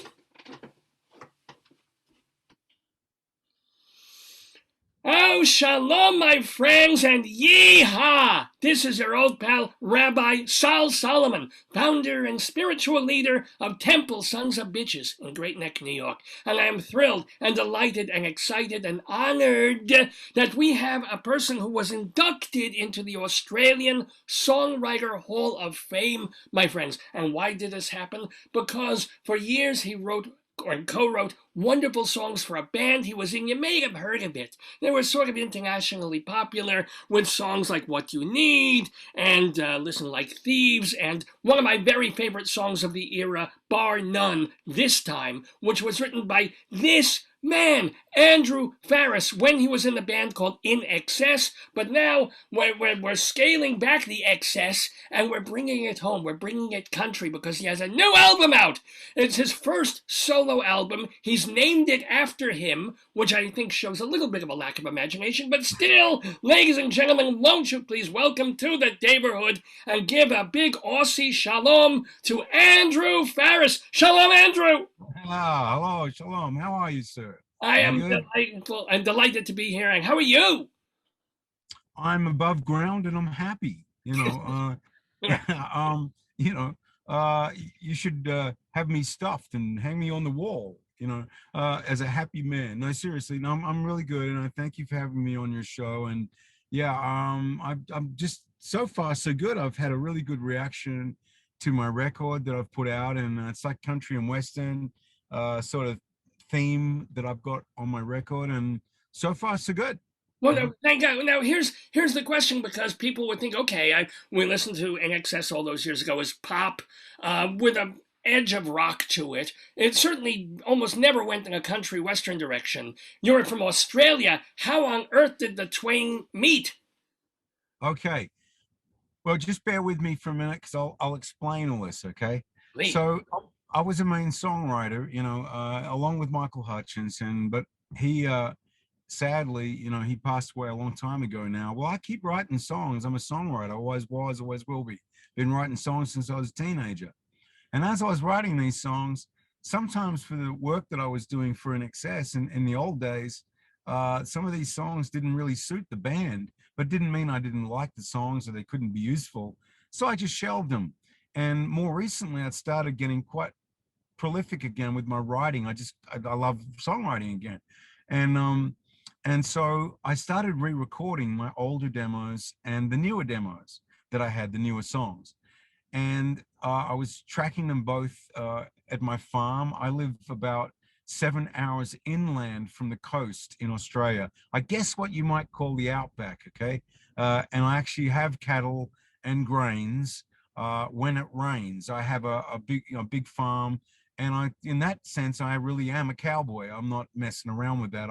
I've actually worked with cattle for many years, and that's part of what I do in my life. Anyway. You kill them in a kosher way? Say yes, even if it's not true. Kosher, yes. Good, yes. good. Yes. All right. Yes. So the cowboy thing is not that alien to you. You live the life, and of course, musically, pop developed on some level out of country music. There was rockabilly first, and then so there is a connection, and yet you chose to go full, shall we say, full hog or full cow with this album. I mean, the look of it is Old West. Some of the songs are old Westy themes, and Right. speaking. Right. Well, let me explain more. So, thank you, Saul. Can I call you Saul? Oh, of course you may. All right. May I call you Andrew? I'm sorry, I called you Andrew before asking. May I call you Andrew? You can call me Andrew. Just don't call me a dickhead. We'll be good. No, I certainly would never do that. Never. People have called me that. You don't want to know. People call me worse. But please, you're explaining the genesis of this new album. Okay. So, well, here we go. Okay. So, I I started re-recording these songs that I'd written, you know, from a long time ago and some very recently. And I was both doing it in Australia at my farm and also in Nashville because my wife, Marlena, she's from Dayton in Ohio. So it was only 5 hours for us to drive down Highway 75 to Nashville. And we have friends down there, and I have, you know, kind of professional songwriting buddies as well that I go work with there, girls and guys. Anyway, and I took a trip one time to Nashville to do this. And then Marlena and I decided to go on a horse riding holiday down on the Mexican border. And I wasn't actually thinking so much of making my own album up to that point. I was just making my demos and my songs that I was writing sound better. You know, I was re-recording them. When I got down to the Chiricahua Mountains, where the Mexican border and New Mexico and Arizona, right there, where they meet is the Chiricahua Mountain area. I got an education from a cowboy called Craig Lawson, and he and his wife Tam, I think she's part Cherokee Indian, I think. Well, anyway, so that Craig has sadly passed away, but he gave me an education of this wilderness area where we were riding horses. Well, we were riding horses for 6 hours a day, 6 days straight. You took us to hurt like, oh my God, I can't imagine. Well, you're used to it, but I can't for 10 minutes. Yeah, I mean, I am a cowboy, so I get it, you know. And so anyway, so here's the thing. So I'm riding around with Craig, who was my teacher, if you like, my educator, and we're riding through this wilderness area, and I was suddenly struck with the gritty, dusty, you know, wilderness area. The reality of it began to kick in with me. You had the Apache Indians there. You had the U.S. cavalry. You had the Mexican people, of course, just across the border. And then in the old days, you had the Mexican army. And then up the road, you got Tombstone. And then you had the cowboys, and you have the outlaws and the settlers, you know. And suddenly it turned from being a Hollywood film fantasy to a gritty experience where I could literally see these canyons that Craig rode us into, where you could see the stagecoach route still in the ground. There's no like modern vehicle tracks or anything. And you could see abandoned silver mines. We went to abandoned U.S. cavalry forts. I know the place where Geronimo surrendered. I know where, very sadly, I know the Tombstone area where his grandson is buried. We rode our horses up to the Cochise's stronghold, and I could see how the U.S. cavalry would try to ride across to catch Cochise, but they never could because he was one step ahead of them because he could see him coming. Well, the point of all this is the songwriter part of me kicked in, you see, and I'm going, what's this place? You know, this is not a movie. This is all real, you know. And we went through Apache Pass. You dismount off your horse and you lean down. There's still bullets on the ground. You know, it's like that kind of place, you know. And I'm thinking, this is all pretty amazing stuff. And when I get back to Nashville, I get in the room, as they say, when you do these songwriting things. And I think people were like, maybe thought I'd lost my mind, which is quite possible. Happened to me, happened to all of us. Yeah. But there you go. Something clicked in you. Something was like, there's a whole thematic element to. Exactly. Yeah. And then at that point, I suddenly thought to myself, I know if I was going to make an album, I know what kind of album I want to make now. I get it because there's a part of Australian culture, believe it or not, that's very similar to this part of US culture, where you had the Europeans bringing your broad-brimmed hats out of Europe, and they brought them with them the fashions of the day, including the instruments of the day were classical instruments like violins. Became a fiddle in folk music, both in Australia and the United States and Canada and lots of other places.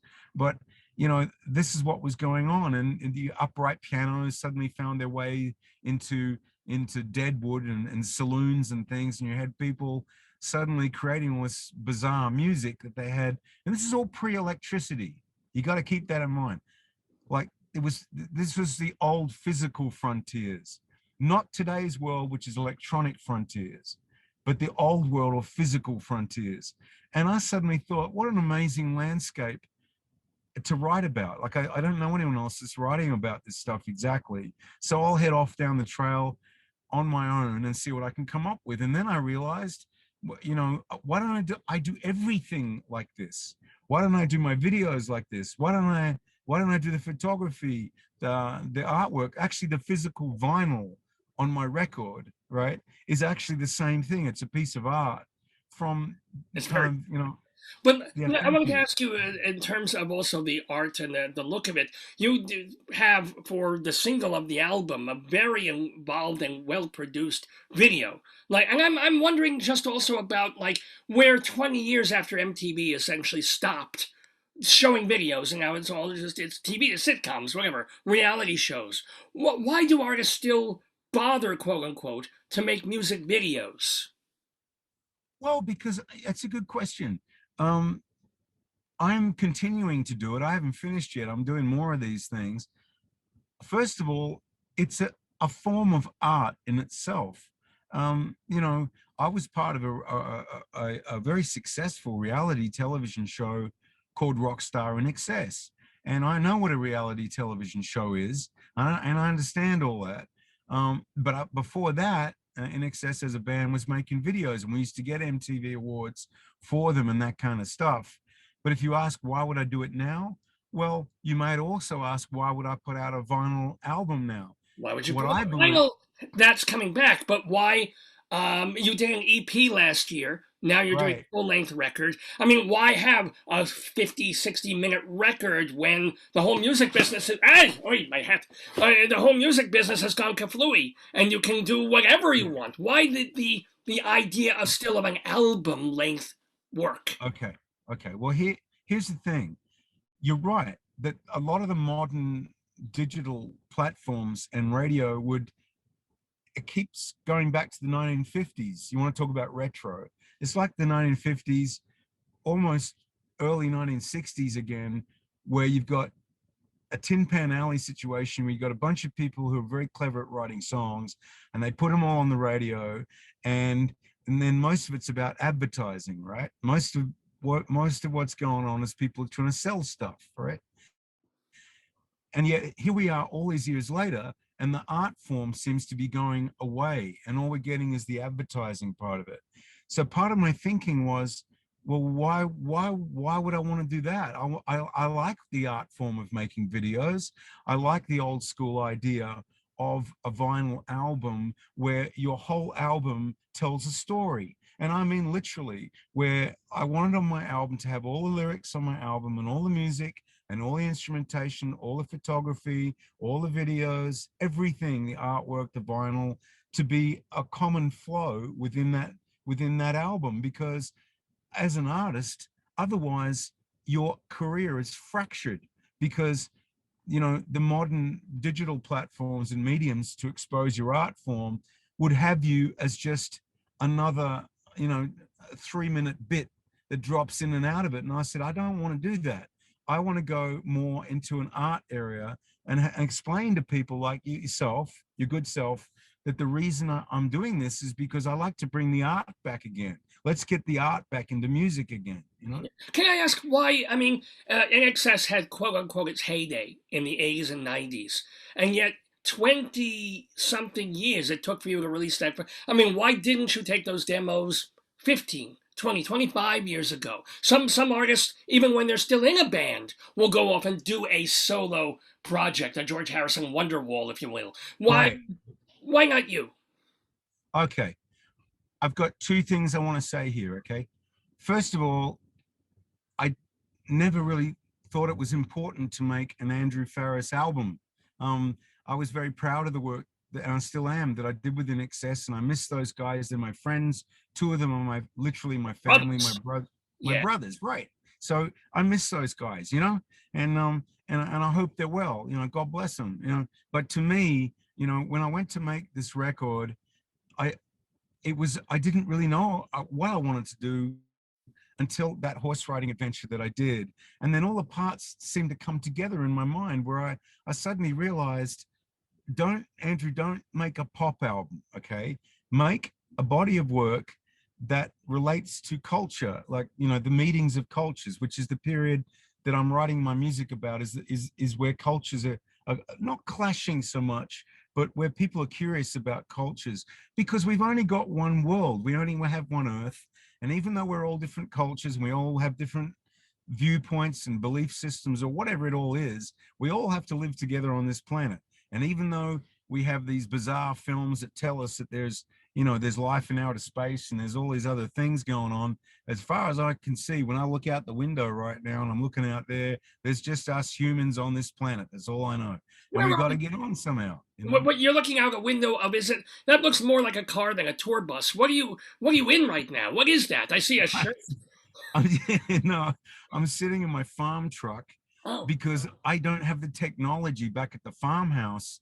I live 6 miles off a sealed road before you get to my front gate. Okay, like I seriously, I'm not a hobby farmer. Like I'm right into it. Okay, so that's where I live. I live out in the country. Right way out in the country. So I'm sitting in my farm truck in town, so that I've got the internet speed, so we can talk to each other on different parts of the world. Now I got one more part of the story I want to tell you. Why? Okay.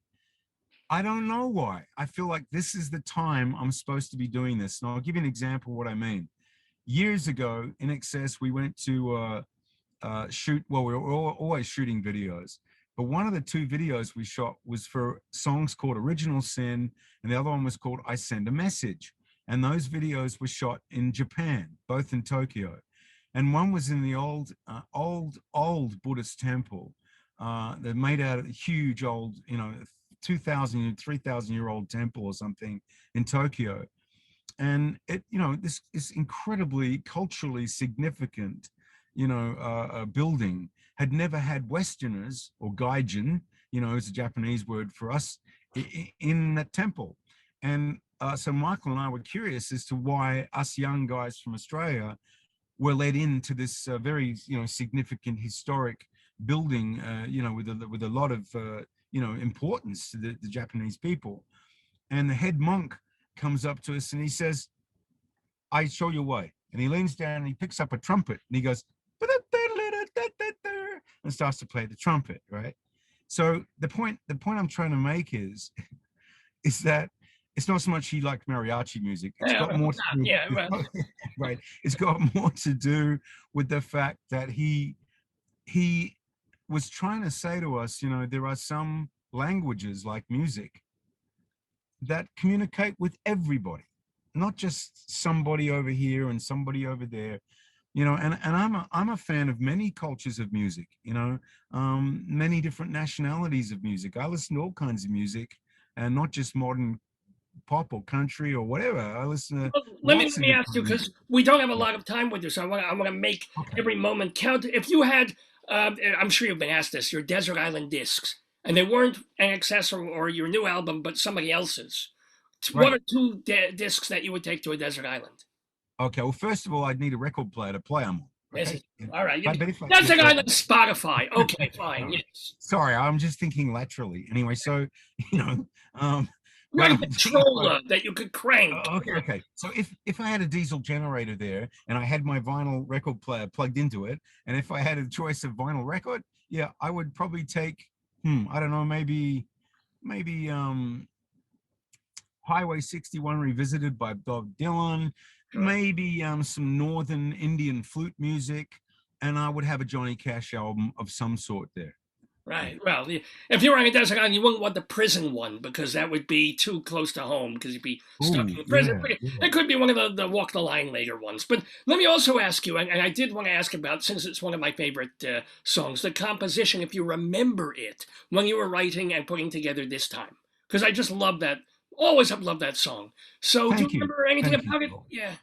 Yeah, I do. I can remember I wrote that song for INXS's Listen Like Thieves album. And we had it out as a single for a while, but I actually wrote the song. Is about, people in life, sometimes you get into situations where, you're feeling like you're arguing with somebody or you're fighting with someone about something.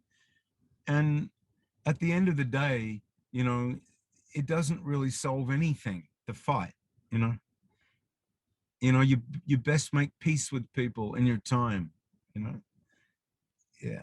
Okay, I mean, what the song's about. That's a fabulous sex play. It's very almost religious. As you know, it mentioned. I read somewhere that In Excess was almost approached to be a Christian band at some point. Is religion part of your life, even now, especially? You know, there's certain parable elements in your music.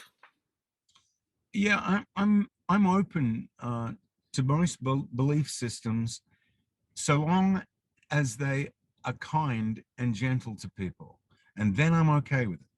Yeah. There's very few that actually were in history. You might have to go to like Zen or something. All the rest, not always. But at least in the books, they seem to be nice. That would be. You know. Yeah, right.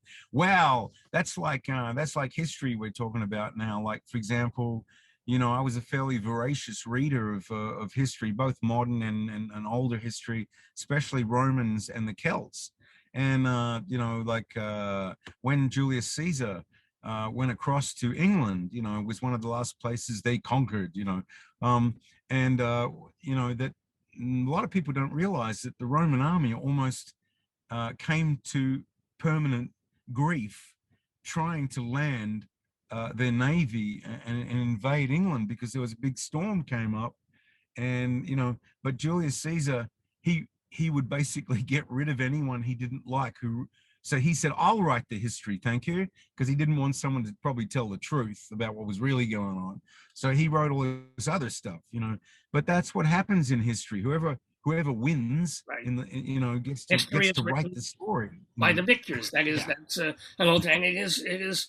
You know, perfectly true. Well, you've had a pretty victorious life. I mean, you figure you went through the whole rock star era. Thank God you didn't go the way of the late Hutchins in terms of drugs. And how did you avoid? How did you not fall into the trap that takes so many rock stars? Well, yeah. I mean, I honestly believe. Well, first of all, thank God. Yep. Oh. But I do. Yeah. So, but I was going to say, I also agree that, you know, you are responsible for what you do. You know, all of us are. You know, and for me, I began to recognize that the lifestyle that I was living out of suitcases and concrete hotel rooms, and you know, we worked in 52 countries as a band, and that can be a bit destabilizing. You know, I remember watching the documentary The Last Waltz by you know, with Robbie Robertson and Levon Helm and those guys, and I'm a big fan of that film too. But they were talking about life on the road. Yeah, it can do funny things to your head, that lifestyle. And that was one of the reasons why I got into agriculture, because I recognized that the land or the earth or nature is more powerful than we are. You know, it's much more powerful than we are. And once you recognize that and you go with nature, and you don't fight it, you just try to work out how to manage it and cope with whatever it's throwing at you, everything else in life becomes quite simple to understand. Now, I would love to ask you so many more questions, but I know you have other interviews to do, and I'm taking your time. But I do want to know, almost sort of the reverse. I mean, there it was, you were on this merry-go-round of touring and that life. Now you've had a year of pandemic all over the world. Are you planning, how are you going to promote this new Andrew Farriss record? Do you have dates signed up in 21, 22? What? Well, my master plan was to talk to Soul. Okay. There you go. Then you're done. Now you're going to sell 12 million copies. You're fantastic. But beyond that. Oh no, I know. I'm sorry. Look, you know, I'm just saying that I've been talking to folks, and I've been really pleased and like genuinely excited, because I've had some really good reviews on my record, and you know, and not just in Australia, but in the UK and Canada and the US now. And but I meant tour dates, getting back on the road. Yeah, I know. But I'm saying that one helps the other. And as we work out more and more how we can help each other through this pandemic nightmare, bizarre thing that we're affected by, that, you know, if people care about Andrew Farriss's album, I'm a lucky guy. Like that right there is a good plan. You know, to be happy to me is a good plan. you know. And I'm happy that people like my album. So if I can keep my health together and help those people around me to keep their health together and their lives together, when we work out as a world how to deal with this crazy world, then maybe people might want to see me play some music. You know? I'm sure they would. Last question for the wonderful Andrew Farriss. And by the way, get his album. BMG is the distributor, I believe, all over the world. And you can get it in all the usual, the online audio places and vinyl. It's on vinyl. So if you were to give advice to a young, nascent, burgeoning songwriter even, what might that advice be? Don't follow trains or trends, okay? Just be original. And think of it like a train that's pulling into the station, okay? If you chase the train, it's too late. It's already left the station. And everything that you do will be a derivative of what someone else has already spearheaded. You're much better off to be completely original. It sounds risky or even commercially stupid, but it makes a lot of sense down the track, if you'll pardon the pun, because eventually someone will say, that person or those persons started a new train. And that's right where you want to be. Especially if, as a recording artist, you have a good engineer. There's a little train there. I apologize for that. Yeah. Whoop, whoop. I will let you. I hate letting you go, but I know you have to go. But Andrew Farriss, it has been lovely talking with you. I wish you, first of all, of course, good health coming up, more music coming up, and just good life to you. Thank you, sir. And Saul, and bonne chance, as the French say. Whoa, bon mère to you too. And shalom to you. Yeah, all right, my friend. You take care now. You too. Shalom. Behave yourself. Sometimes.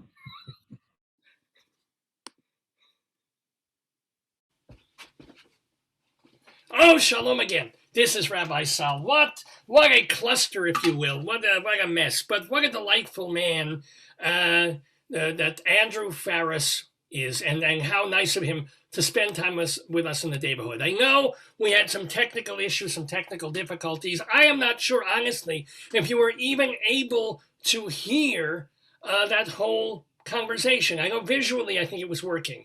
Whether or not you could hear the audio going, I hope you did. If you did not, I'm sorry, but don't worry about it, because when we put the program together, the interview will be there in its pristine, fine state. I will admit, he's in Australia. It's many, we couldn't have him live on the show this Shabbos. So this was pre-recorded a couple of days ago. We have it. It's in the can, if you will, pardon the language. It's on YouTube also. We will incorporate it when this program is rendered for its finality on the Dave's Gone By website.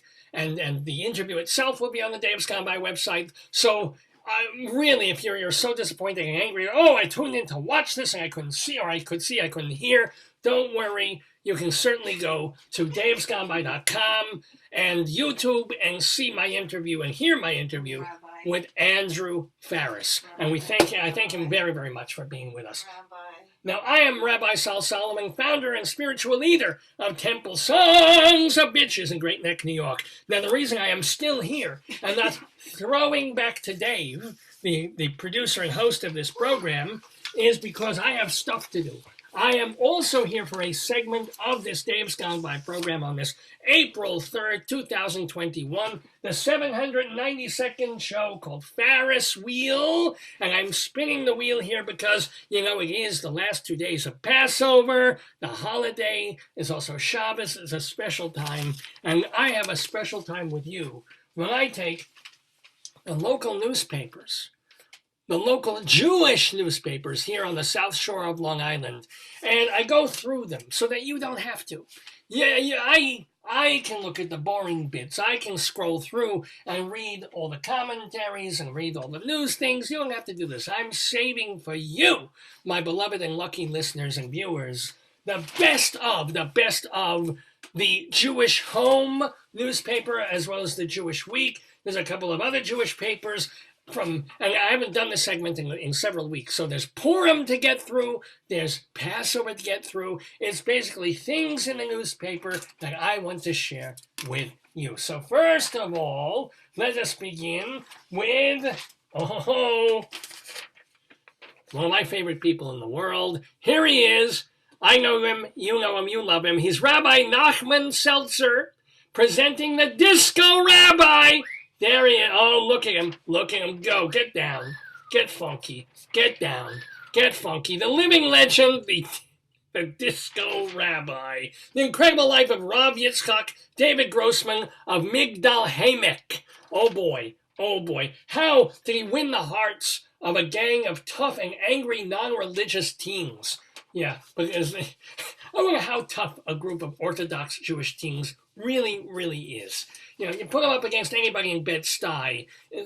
I'm just saying. How did he tame the local crime boss, stop a lynching, and create a Shabbos revolution in an entire city? And how did he become known as the Disco Rabbi, beloved by the public, both religious and non-religious? Oh yes, here's the book on him, living legend. Gotta read it, and got to get down. He's got to get funky. Disco Rabbi. He's up on it. Yeah. Anyway, moving forward, as we always do, what do we pray to as Jews? Of course, we pray to Hashem, but if you're like me, you pray to the vaccine. There it is. Yes, let us just go. Yes, the vaccine is here. With Rav Moshe Weinberger. He's saying, here it is, bring me. I don't know if he's praying to Pfizer or Moderna. Probably the one that gave them more money. But there it is, the vaccine, the movie. Catch it while you can. And speaking of things being caught while you can, there's just, some things are right, some things are wrong. This is, for no particular reason, just wrong. Here we go. Let's show this advertisement here of a little child with, why she has a rainbow in her cooch, I do not know. There it is. And then it's like, oh, maybe she was hatching cocoons in there. And then, you got butterflies sprouting from her vagina, ladies and gentlemen. She's turning into a little woman. What great things to be reading in the Jewish newspaper. What else do we have here? Oh, just in case, if you're looking for not the long vorts, but if you want 10 short vorts, this is the place to go to, my friends. Or if you want brighter smiles for retarded children, there he is. Oh boy. Yeah, he won't be taking any standardized tests anytime soon. Here on the Rabbi Sal Reads the Paper segment of Dave's Gone By. Let's find some other fun stuff that we found in the newspapers. That's not so fun.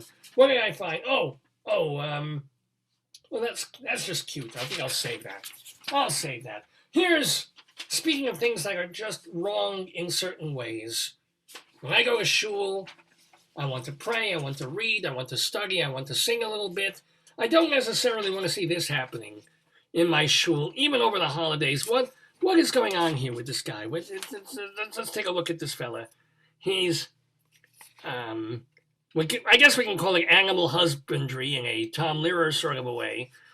I know in Passover we take ram's blood and we put it on the doorway. Not exactly sure why they've got a lamb thing, and why is this rabbi lying in a coffin, looking at the ass of a sheep? It's just all, and little children watching. It's let's just say that's bad. Okay, moving on. Good. If you had seders, if you've been keeping kosher for Passover the past week, then you know, maror, disgusting. You know that, hard-boiled egg, boring, bland, but charosas, that's what you look forward to on the Seder plate, the sweet, delicious charosas, which is, of course, made, if you do it right, with bricks, straw, and blood. There's a recipe for you. Bricks, straw, and blood. And by the way, just in case you haven't, this is the actual article written by Rabbi Avraham Seabrow. Here's the deal. Charoses, where did I find the thing? To some, the recipe for charoset is highly personal, and never dream of using prepared charoses. Moreover, some recipes are simply not available for purchase, but perhaps the most unique recipe for charoses is one that actually contains crushed brick. Now, your jaw might drop when you hear this recipe. It's a custom that people would add little bits of crushed brick and cement to charosis. According to, this is from the Gemara now, charosis, of course, symbolizes the mortar that the Egyptians made us use in the manufacture of bricks. What could possibly be more authentic than to symbolize the cement to build pyramids than adding actual concrete, sacred brick to charosis? Now, here's the deal.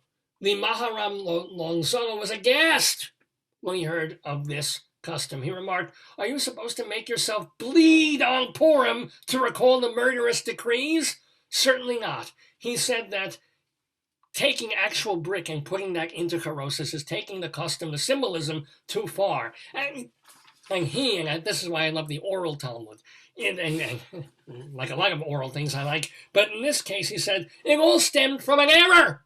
It all stemmed from like a typo. The text of the Rashbam in the published Gemara should say, earthenware, cheres, that is ground well to remember the cement. You're supposed to be like the cement, but they wrote cheres instead of charoses, or they wrote charosis instead of, whatever the hell they did, they fucked up. And it's like, don't put bricks, and by the way, if you're gonna use blood, use animal blood, use insect blood. Do insects have blood? No. Use whatever insects have instead of blood. Put that in there. Don't put certainly not during a after the pandemic. Go ahead, use blood, use feces, whatever you want. Speaking of which, remember the girl with we just saw with the rainbows in her twat? This is also wrong. This is also, everything is wrong with this picture. It's Grandpa has a child straggling on one knee. The child in a nice pink shirt. Most disturbing about this is actually a boy on the rabbi's knees. Look at that look that he's giving that boy. He's like, oh, I'll show you some oral Talmud. Yes, I will. We move forward. We have, remember Campbell's soup? Good. Good. That's what Campbell's, and Pepperidge Farm. Because Pepperidge Farm remembers. All these taglines, all these promos and come-ons and advertisements that make the thing that you're going to eat, that they're trying to sell you, sound more yummy, sound more tasty, more delicious. I think they could have done a little bit better with this. Making Pesach cookies a little more swallowable. That's a thing like for Davash milk and milk products. It's like, ooh, yummy, tasty milk, refreshing cold milk, dairy and calcium and good for growing bones. No, it's Pesach cookies. They're never actually going to be delicious, but we can make them a little more swallowable if you drink our cow mucus. Yummy. Going through the newspapers here in Rabbi Saul Reads the Papers. Would you do this? Would you put yourself through this? The Purim Mobile? With him? With that? No. No, that is an unmarked taxi cab and a very scary, smiling it clown. Not going in the Purim Mobile. Not this year. Not ever. Let's see what else we have here. Oh boy! Oh boy! We do this every year, but we did it a special way this year. It's drive-through burning the chametz. That's right, ladies and gentlemen. What they do is you have the pile of chametz, the stuff that you can't eat on Passover, in your car, and then the rabbi rolls down your window, and he pours some gasoline on the passenger seat, and he throws a match in, and there you burn your chametz right in the parking lot. It's a beautiful thing, ladies and gentlemen. I think you may have missed it this year, but it's the burning of the chametz drive-through. Oh boy, what fun it is to be Jewish. Let's go through a little bit more of this. What the hell is this? Oh, this is wonderful. We talk about the beauty of the Talmud, the interstices of Judaism, the going back and forth of what did this passage in the Torah mean? What did this word in the Torah, is it charoset or cheres? And just hours of debate and tractates written about it and prostates scratched about it. Ladies and gentlemen, this is an example of this. Here, there's a whole giant book, an enormous book of debates about things that are in the Torah, things like yes, no, maybe so. For example, the one circle thing right here. We still haven't finished Magid yet, but I have a headache. Am I allowed to drink a coffee? And here it is. That's one line in this enormous book, and probably underneath is like, am I allowed to drink a tea? What if I drink a half calf? We turn 5 pages like, how about if I have the Yoo-hoo? What? Oh, if I have the strawberry Kool-Aid. But if I mix it with the lemon Kool-Aid, can I then have it on the Passover before Easter Sunday? All of these in this fine, groundbreaking book, and it is also a new release from Dear Shoe Books. Everything, and I do mean everything, that you want to know about being Jewish and following halachic rule. So many things have been wrong in what I've been showing you. I showed you the freaking creepy clown here, the Purim mobile clown. Well, he's all grown up now, and he looks like this. Let me see. This is just, oh dear God, this is horrifying. Oh, Freilich and Purim, free delivery, curbside pickup of wine and spirit. No. Would you let this man anywhere near your house without a police escort? I do not think so. This is the look on his face. This goes beyond John Wayne Gacy. This man, he just kills schools, if you know what I'm saying. Moving forward. Let us remember. Oh boy. We've been talking so much about books. Let's not forget music from the great Uncle Moishy. There he is, very happy Uncle Moishy, with his suitcase full of stuff, toting around the CDs that nobody buys. But here we go, the uncle, he is the uncle you grew up with. He is the uncle when, in the middle of the Seder during Shulchan Aruch, when the family's eating, he takes you upstairs, and he says, oh, let's play the cute tushy game, and you're never the same afterwards. There he is, Uncle Moishy, with his marvelous CDs. And by the way, you can't sue me, this is comedy. Let's move forward, let's do a little bit more. What else we got here? We have...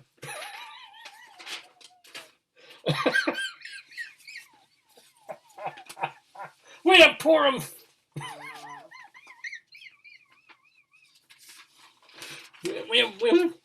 We have Purim food, my friends. Purim food. This is a column in one of the local papers. This is still the Jewish Home. Okay, very great. That looks lovely. That's like salmon sprinkled with something. This looks like a roof that's coming apart, but I think it's actually just brownies with made with bricks, cement, and blood, because that's the way you make them. And then there's a picture of this. How about this? This delicious chocolate pudding recipe.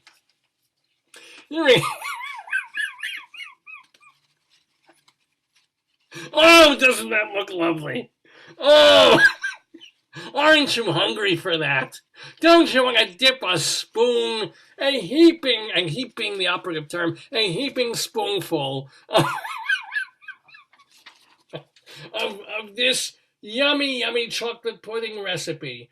Oh, by the way, they use for chocolate Schmerling 72%, because Dr. Gundry wants you to eat a whole lot less sugar than we eat. So yeah. The only thing that would be wrong with this is adding sugar.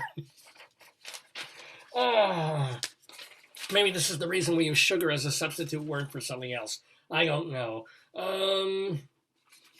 Shall I read from them? Let me see. There's going to be a Colorado Limerick of the Damned later in the program that Dave will read. But here's a Purim spiel, a little bit of a poem by Aliza Beer on in this magazine. I'll try reading a little bit of it. If it amuses me, I will continue. If it doesn't, it won't. Purim 2021 is a bit different from Purims of the past. Masks have been de rigueur. We hope this won't last. Let's be positive. Covering our faces does have one silver lining. She has absolutely no sense of meter, this woman. It inhibits us from snacking, nibbling, or too much dining. That's very cute. Okay, I'll continue. The Chag of Purim, the holiday of Purim, first begins with the fast of Esther. Prepare yourself by hydrating with an abundance of water. Okay, that doesn't even come close to rhyming. A fast is not a marathon. No need to carb load. Just drink water with electrolytes to get in the mode. Jesus Christ. I may just convert after this segment. Eating a good dinner before the fast is the way to go, consisting of a protein, a veggie, and a sweet potato. All right, I like that. That's nice. Don't break the fast on pizza, lasagna, or mac and cheese. Your body is in starvation mode. Feed it healthy food, please. Fish or eggs with whole grain toast and soup will leave you feeling satisfied and not out of the loop. Okay, I thought she'd go with a poop word there, but maybe not. The breakfast should consist of one well-rounded meal, not a day's worth of food. Your body will hoard it. That's the deal. It gets better. I love the story of Purim and love how Hashem saved the Jews, but this business of Shalach Manas has me singing the blues. For many people, COVID-19 is no mythical weight gain. I see in my practice the numbers have yet to wane. This is painful. After months of quarantine, baking sourdough and banana bread, no one needs a binge day of sugar. I am shaking with dread. We're talking about people who are obsessed with food. Good Lord. Let's try. It is a mitzvah to drink alcohol. This is talking about Purim. On this glorious day, alcohol is a potential hazard. Here's what I have to say. Speak to your physician about what amount is safe and appropriate for you. Quite a stanza there. Alcohol is a toxin and cannot be stored in the body. This is true. Yeah, how did this not become one of the sonnets? Moderation with everything leads to good health and happiness. Overindulgence in anything will certainly result in one big mess. Wishing you all a very happy and healthy Purim, and remember, Pesach is next on the horizon. I tried to fix that. I couldn't. Oh God. Oh God. You know, reading poetry like that makes me want to eat stuff like this. Moving forward, moving on. I think we talked last time about the Schwigger boards. Yes, Schwigger boards are all the rage, ladies and gentlemen. Get yours now. What else can we do? I was going to make a Schwigger joke, but I better not. Here we go. You need a blessing? You need help? These guys are here to help you. We will daven that they should merit simchas in their own home shortly. They give them, this is absolutely true, they will daven if you pay them. So if you have a sick person, they'll pray for them. If you have a healthy person that you want to get sick, you pay them enough, they'll do that too. Here they are, oh boy, Ernest and Julio, the happiness boys. Yes, they will daven. 1-888 kaput hair. What is it? Oh, kupafa ear. Whatever the hell. There it is. Let's see if there's anything else to share with you. Oh, how can we forget? How can we ever forget? When in doubt, when you're angered by weird poetry, when you're scared by molestational imagery in Jewish newspapers, remember, there's always Shulam. Shulam. Let's have a moment of Shulam.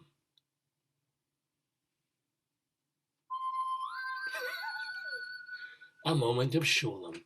And ladies and gentlemen, let's just go out with one last thing. Here, ladies and gentlemen, just speaking of imagery, here it is. Purim, which was a couple of weeks ago. Passover, which we're in the middle of. This is what you get when you eat charoset that has in it brick and blood and straw.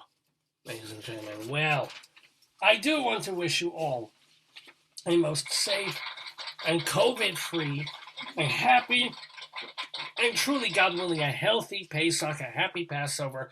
I want to wish my Goyish friends a most happy and excellent Easter. Okay, that's a little, that should be in the Mishnah right there. An excellent Easter.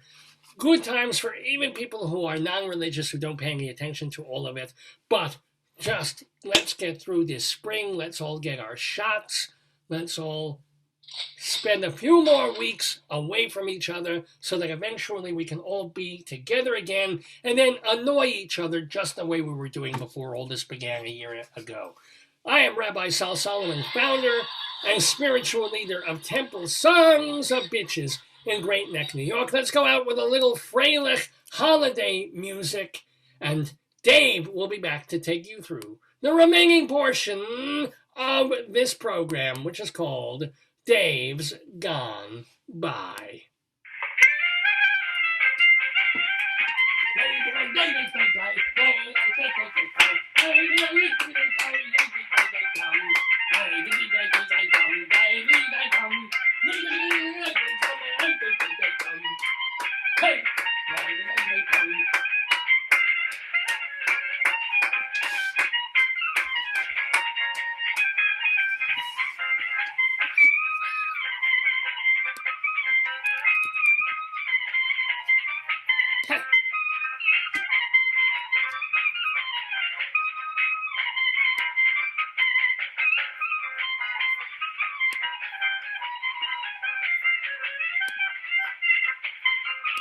Yes, ladies and gentlemen, you've been watching Dave's Gone By with me, Dave Leftwitz, helped enormously by my darling and adorable wife, Joyce, who is still trying to help with all the technical stuff that we've been having. We're not quite done with the program. Yes, I know we're overtime. We lost a bit of time due to technical issues. This is what happens. You do a show live and you take the consequences.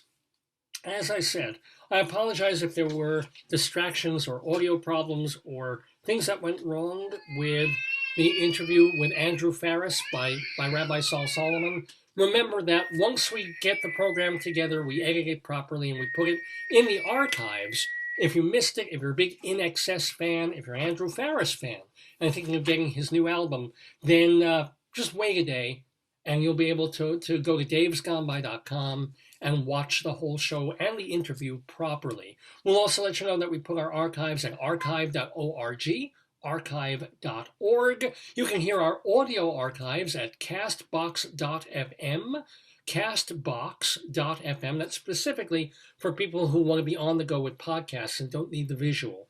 And then we also put pretty much all our stuff on YouTube as well. And since we don't have a lot of music that we've played in the last year or two, we're not running into rights issues, so our whole shows are up on YouTube that you can watch. So it's so many places to watch the same stuff. Dave's Gone By archives. And as a matter of fact, remember that if you happen to be awake early on Monday mornings at 1 in the morning or on Tuesday mornings at 4 o'clock, you can watch Dave's Gone By, an hour-long segment, an hour-long excerpt of the program, kind of randomly plucked from recent shows, just if you're surfing. The best way to watch the show is davesgoneby.com, no question.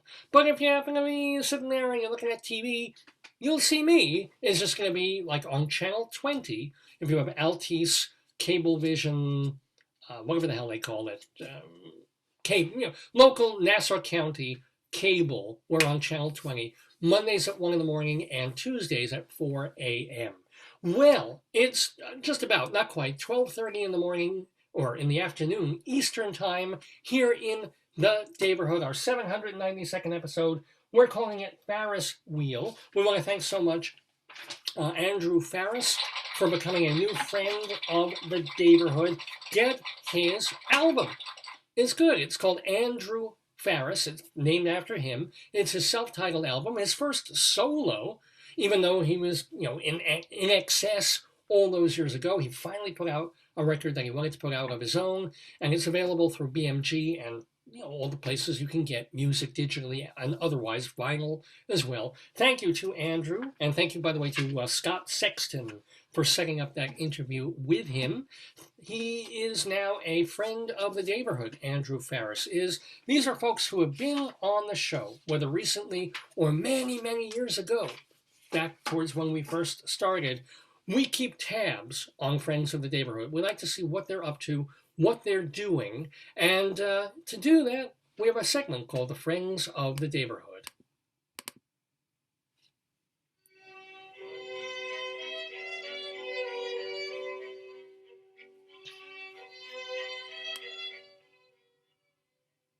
So it is time for the Friends of the Neighborhood. What are the people who've been on this program in the past up to now? For example, I want to give a shout out to both LaShans and Capathia Jenkins, two Broadway actresses who've been on the show. They are featured on a new song and video. It's called Stand for Change, coming from Black Theatre United. And you can go to their website, blacktheatreunited.com, and spell that theater with an R-E, blacktheatreunited.com. Give a shout out to our cabaret friend, Sidney Myers.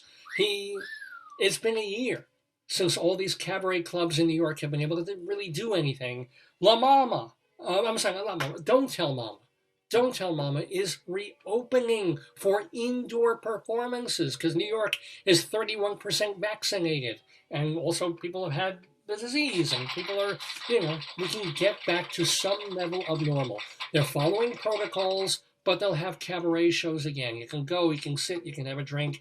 I guess when you're not drinking, you have to wear your mask, but go to Don't Tell Mama right in Midtown Manhattan, right along Restaurant Row.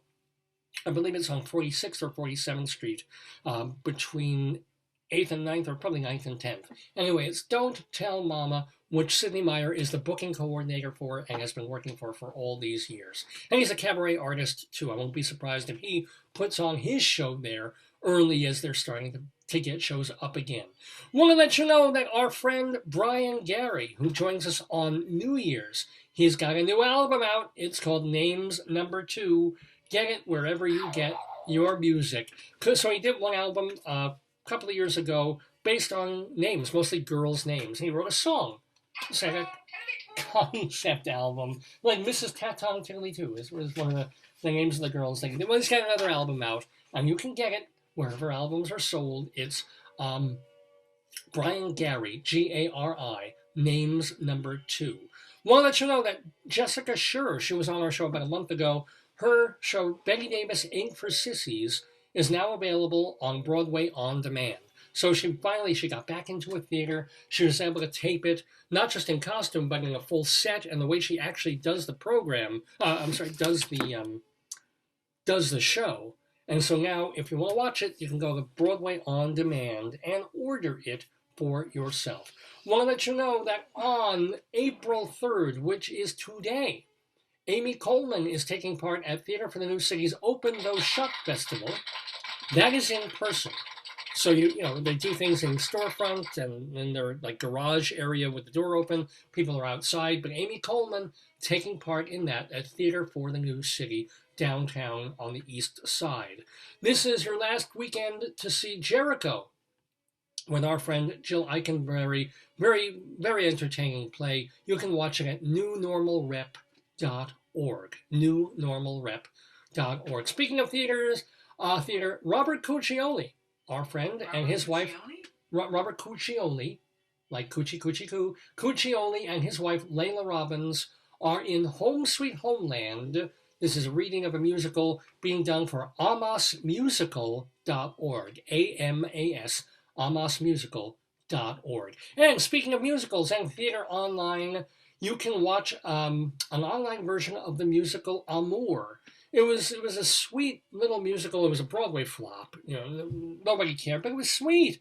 And now it's getting a second chance. And it's going to feature our friend Adam Pascal. It's happening today and tomorrow. You can buy tickets at stellar.com. Stellar, S-T-E-L-L-A-R,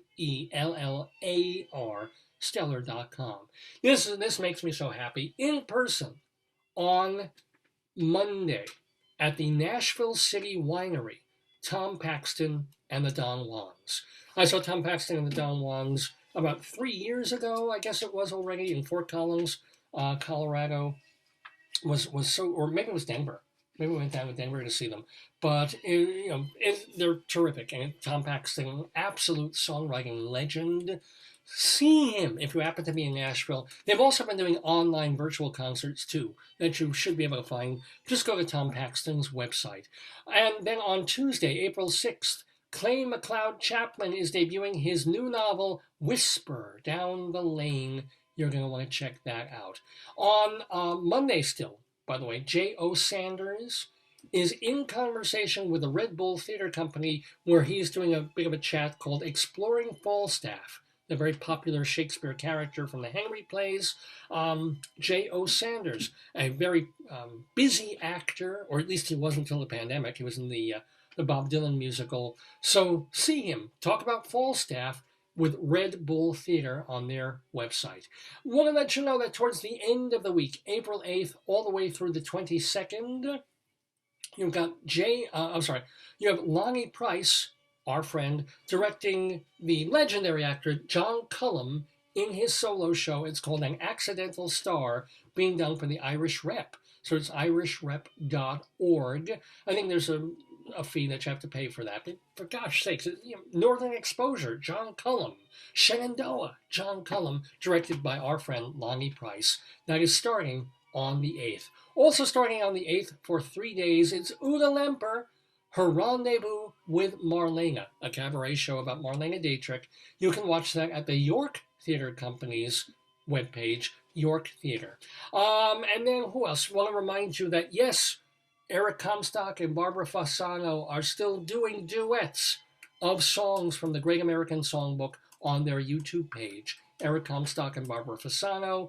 Go to stagebuddy.com because it's a cool website founded by my friend Evan Seplow. DrDemento.com for Dr. Demento shows old and new. And by the way, happy birthday to Dr. Demento. He just turned 80 years old. I'll actually mention his name. Barrett Hansen, tremendous influence on me. Many, many more happy and healthy years. And finally, soundsofbroadway.com, Stuart Brown's website for 24 hours of theater music, of show tunes, soundsofbroadway.com. And Bob Cudmore doing podcasts of upstate New York history at bobcudmore.com. Those, my friends, are the friends of the neighborhood.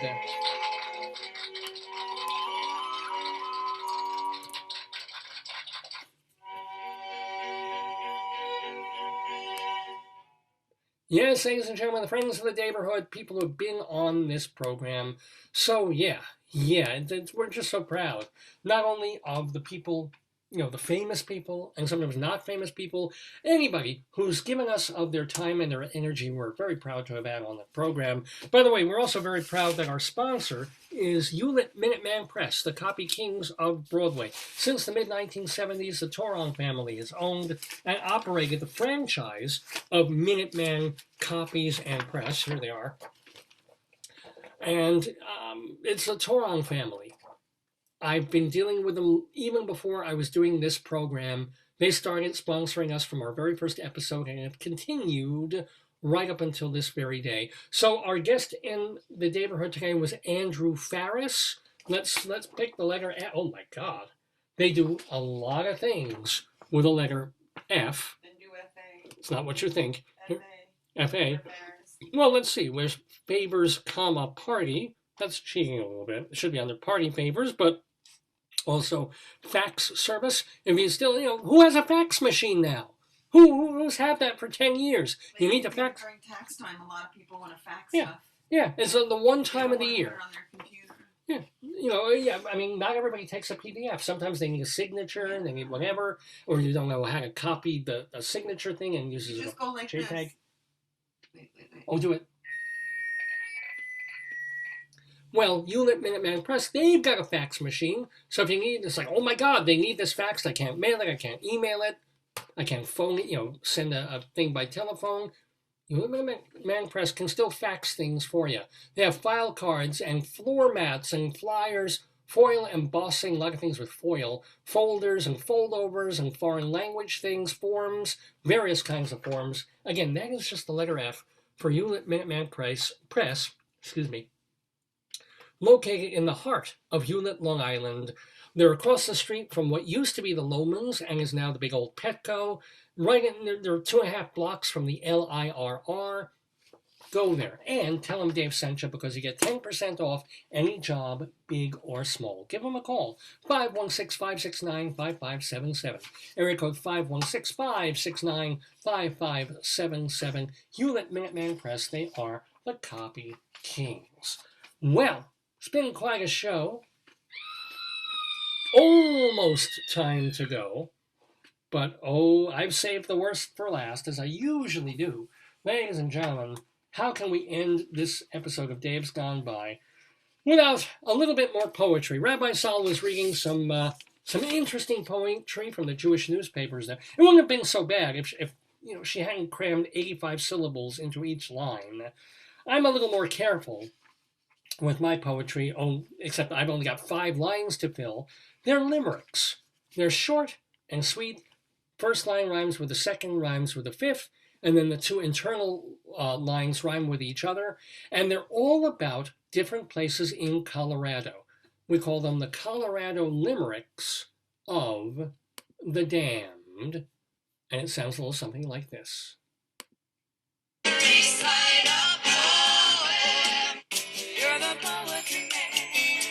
A limerick is a comic verse of 5 lines, in which lines 1, 2, and 5 would end with words that rhyme. And likewise, verses 3 and 4 also end with words that rhyme. So this is a limerick. Rocky Mountain,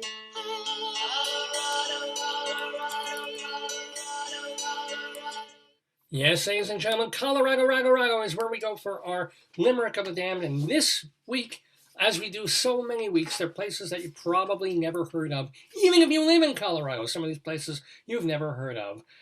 This time we go to Loma, Loma, Loma, Colorado, an unincorporated town with 1,300 people in it in far midwestern Colorado. So it's small, but it's not infinitesimal.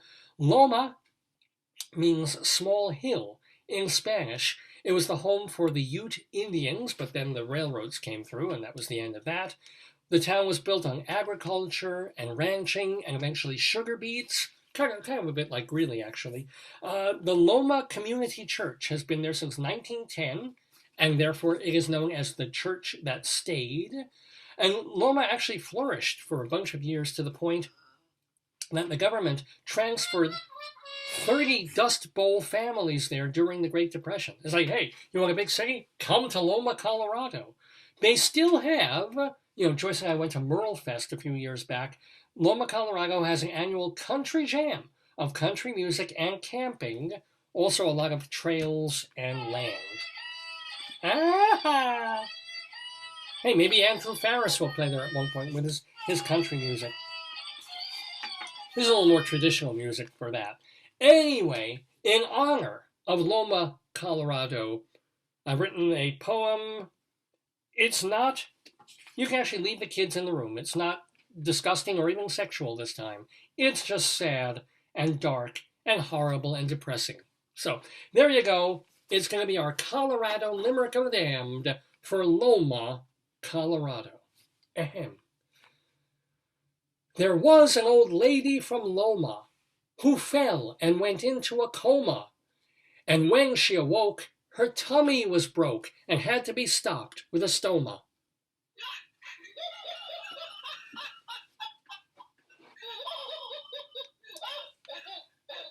Kindly send your comments and complaints to davesgoneby@aol.com. It's Dave with a V, like my name. davesgoneby@aol.com. I read all the mail I get. I can't answer necessarily all of it, but please, yes, do drop me an old-fashioned email, or if you want to, you can leave messages on our Facebook page, even during the week. It doesn't have to be live during the show. We'd love to hear from you. If you're a friend on Facebook, of course, you can send me a private message, or if you want the world to see, just post your thoughts, your suggestions or comments right in, under the show, right there, or post a message to me on the Facebook page, which is, of course, Dave's Gone By. It's where you're watching this right now. Remember that, a couple of things before we go. First of all, I want to remind you that Performing Arts Insider, we didn't do an Inside Broadway segment this week, but I still publish this journal, Performing Arts Insider. It is the Bible of Broadway and has been since long before I took it on. It was in 1944 that this started showing everything that was happening on the stages of New York, Broadway, off and off Broadway, comprehensive listings of all the shows. Things are starting to wake up in theater. Off Broadway's getting the go since yesterday. They could start letting in certain amounts of people in a distanced way. Broadway is talking about next season. If you want to follow what's going on in the theater of New York, you need this monthly magazine, Performing Arts Insider. Go to performingartsinsider.com to subscribe and find out more. What else do I need to tell you? Ooh, I want to let you know of what's coming up on the show. On April 17th, we will have musician and Jewish and klezmer musician Frank London. He will be joining us in 2 weeks. And then the week after that, supposedly, presumably, and hopefully, Richard Goldklang, 2 months delayed owing to dental work. A member of the band The Third Bardo back in the garagey late 60s. And he's done other stuff with his life since then, but it should be a lot of fun to talk to Richie Goldklang coming up April 24th. As for next week, not sure yet who the guest is going to be, but we're going to try and find a good one for you. Even if we don't, we'll just have our usual fun on this program, Dave's Gone By. Well, hon, is there anything we haven't gotten to or dealt with or and so forth? Are we all we're set? We're done. We're toast. I know. It's been that kind of a show. I remind you again, if you want to watch the show back, or if you have other people who would be interested in watching this episode of Dave's Gone By, this would be a time not to send them to just the archives right here on our Facebook page. Send them to davesgoneby.com in like 24 hours, because we'll get the show up properly with the interview properly presented with video and audio, and then you can watch it, and then it'll be really good. Anyway, as Rabbi Saul was saying before, happy Passover. Big thank yous to our guests one more time today in the neighborhood. Thank you to Don Perl. Read his occasional writings for the Greeley Tribune, in the Greeley Tribune, but certainly much success on all his projects. Want to give a shout out to David Sheward, who also played our Today Yesterday trivia game. You can read him, culturalweekly.com, theaterlife.com, as well as his blog, The David Desk, David Sheward, Sheward. Leslie Hoban Blake, watch her. She was just in Times Square a few days ago, doing an impromptu, well, not quite impromptu, a scripted. She said meta. It was meta. It was a meta piece. I've never met a piece like it. Leslie Hoban Blake, she's also on the Critics' Choice podcast YouTube channel with Charlie Gross. We thank David and Leslie and Donald for being with us and playing the Today Yesterday game. Competition. Yeah. Very close. It was an 8 to 6 to 4. What a game. Yeah. Fabulous stuff. And popcorn was only mentioned once. Yeah. Popcorn. Oh, now you sparked the rabbi. Now you sparked, not the rabbi. Oh, no. You sparked the James Brown in me, hon. Now I'm going to be doing that all day. Up all night. Doing the popcorn. Hi. Anyway. So what else? And thank you again to Scott Sexton for setting up the interview with Andrew Farriss. Remember to get Andrew Farriss's new album. If you want to test it out, if you're not sure, you hear country music, and check it out. He's got videos posted on YouTube that you can watch. Andrew Farriss, Farriss. Check it out. If you like it, buy the album. I want to remind you, what else do I want to say? No. And Rabbi Saul Solomon. Go to shalomdammit.com for all things Solomonic. His sermons, his one-man show, his TV show, all of it archived there. You can see it at shalomdammit.com. Shalom, D-A-M-M-I-T, shalomdammit.com for Rabbi Saul. And his Twitter feed, by the way, at Rabbi Saul Solomon. My Twitter feed, Radio Dave 2. Whew, I think that says it. I think that does it. I'm certainly done. Thank you for tuning in on this Saturday. Good Lord willing, and the creeks don't rise. We will see you next Saturday, April 10th, usual time from 9 until noon Eastern, or thereabouts, for the 793rd episode of Dave's Gone By. Until then, I wish you a constipation-free Passover. I wish you, and let's see, Rabbi Saul already used that pun. What would be a, lots of hilarious yolks on Easter. Get it? Get it? That's a little... You should say, I'm hopping, you have a good Easter. Oh, that's very good. I hope you have a wonderful Easter. Ah, that's very funny. I'm sorry. We're going to end the show right now with the usual Dave J song. There Goes the Neighborhood and Gone By. Whoa, why isn't it playing? Oh, because I lowered the volume all the way. That's why. Let's do I Hate Big Sur and Gone By. Days gone by, days gone by, days gone by, days gone by, days gone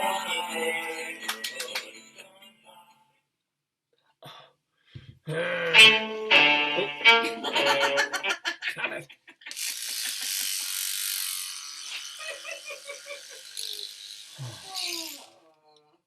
I feel better now.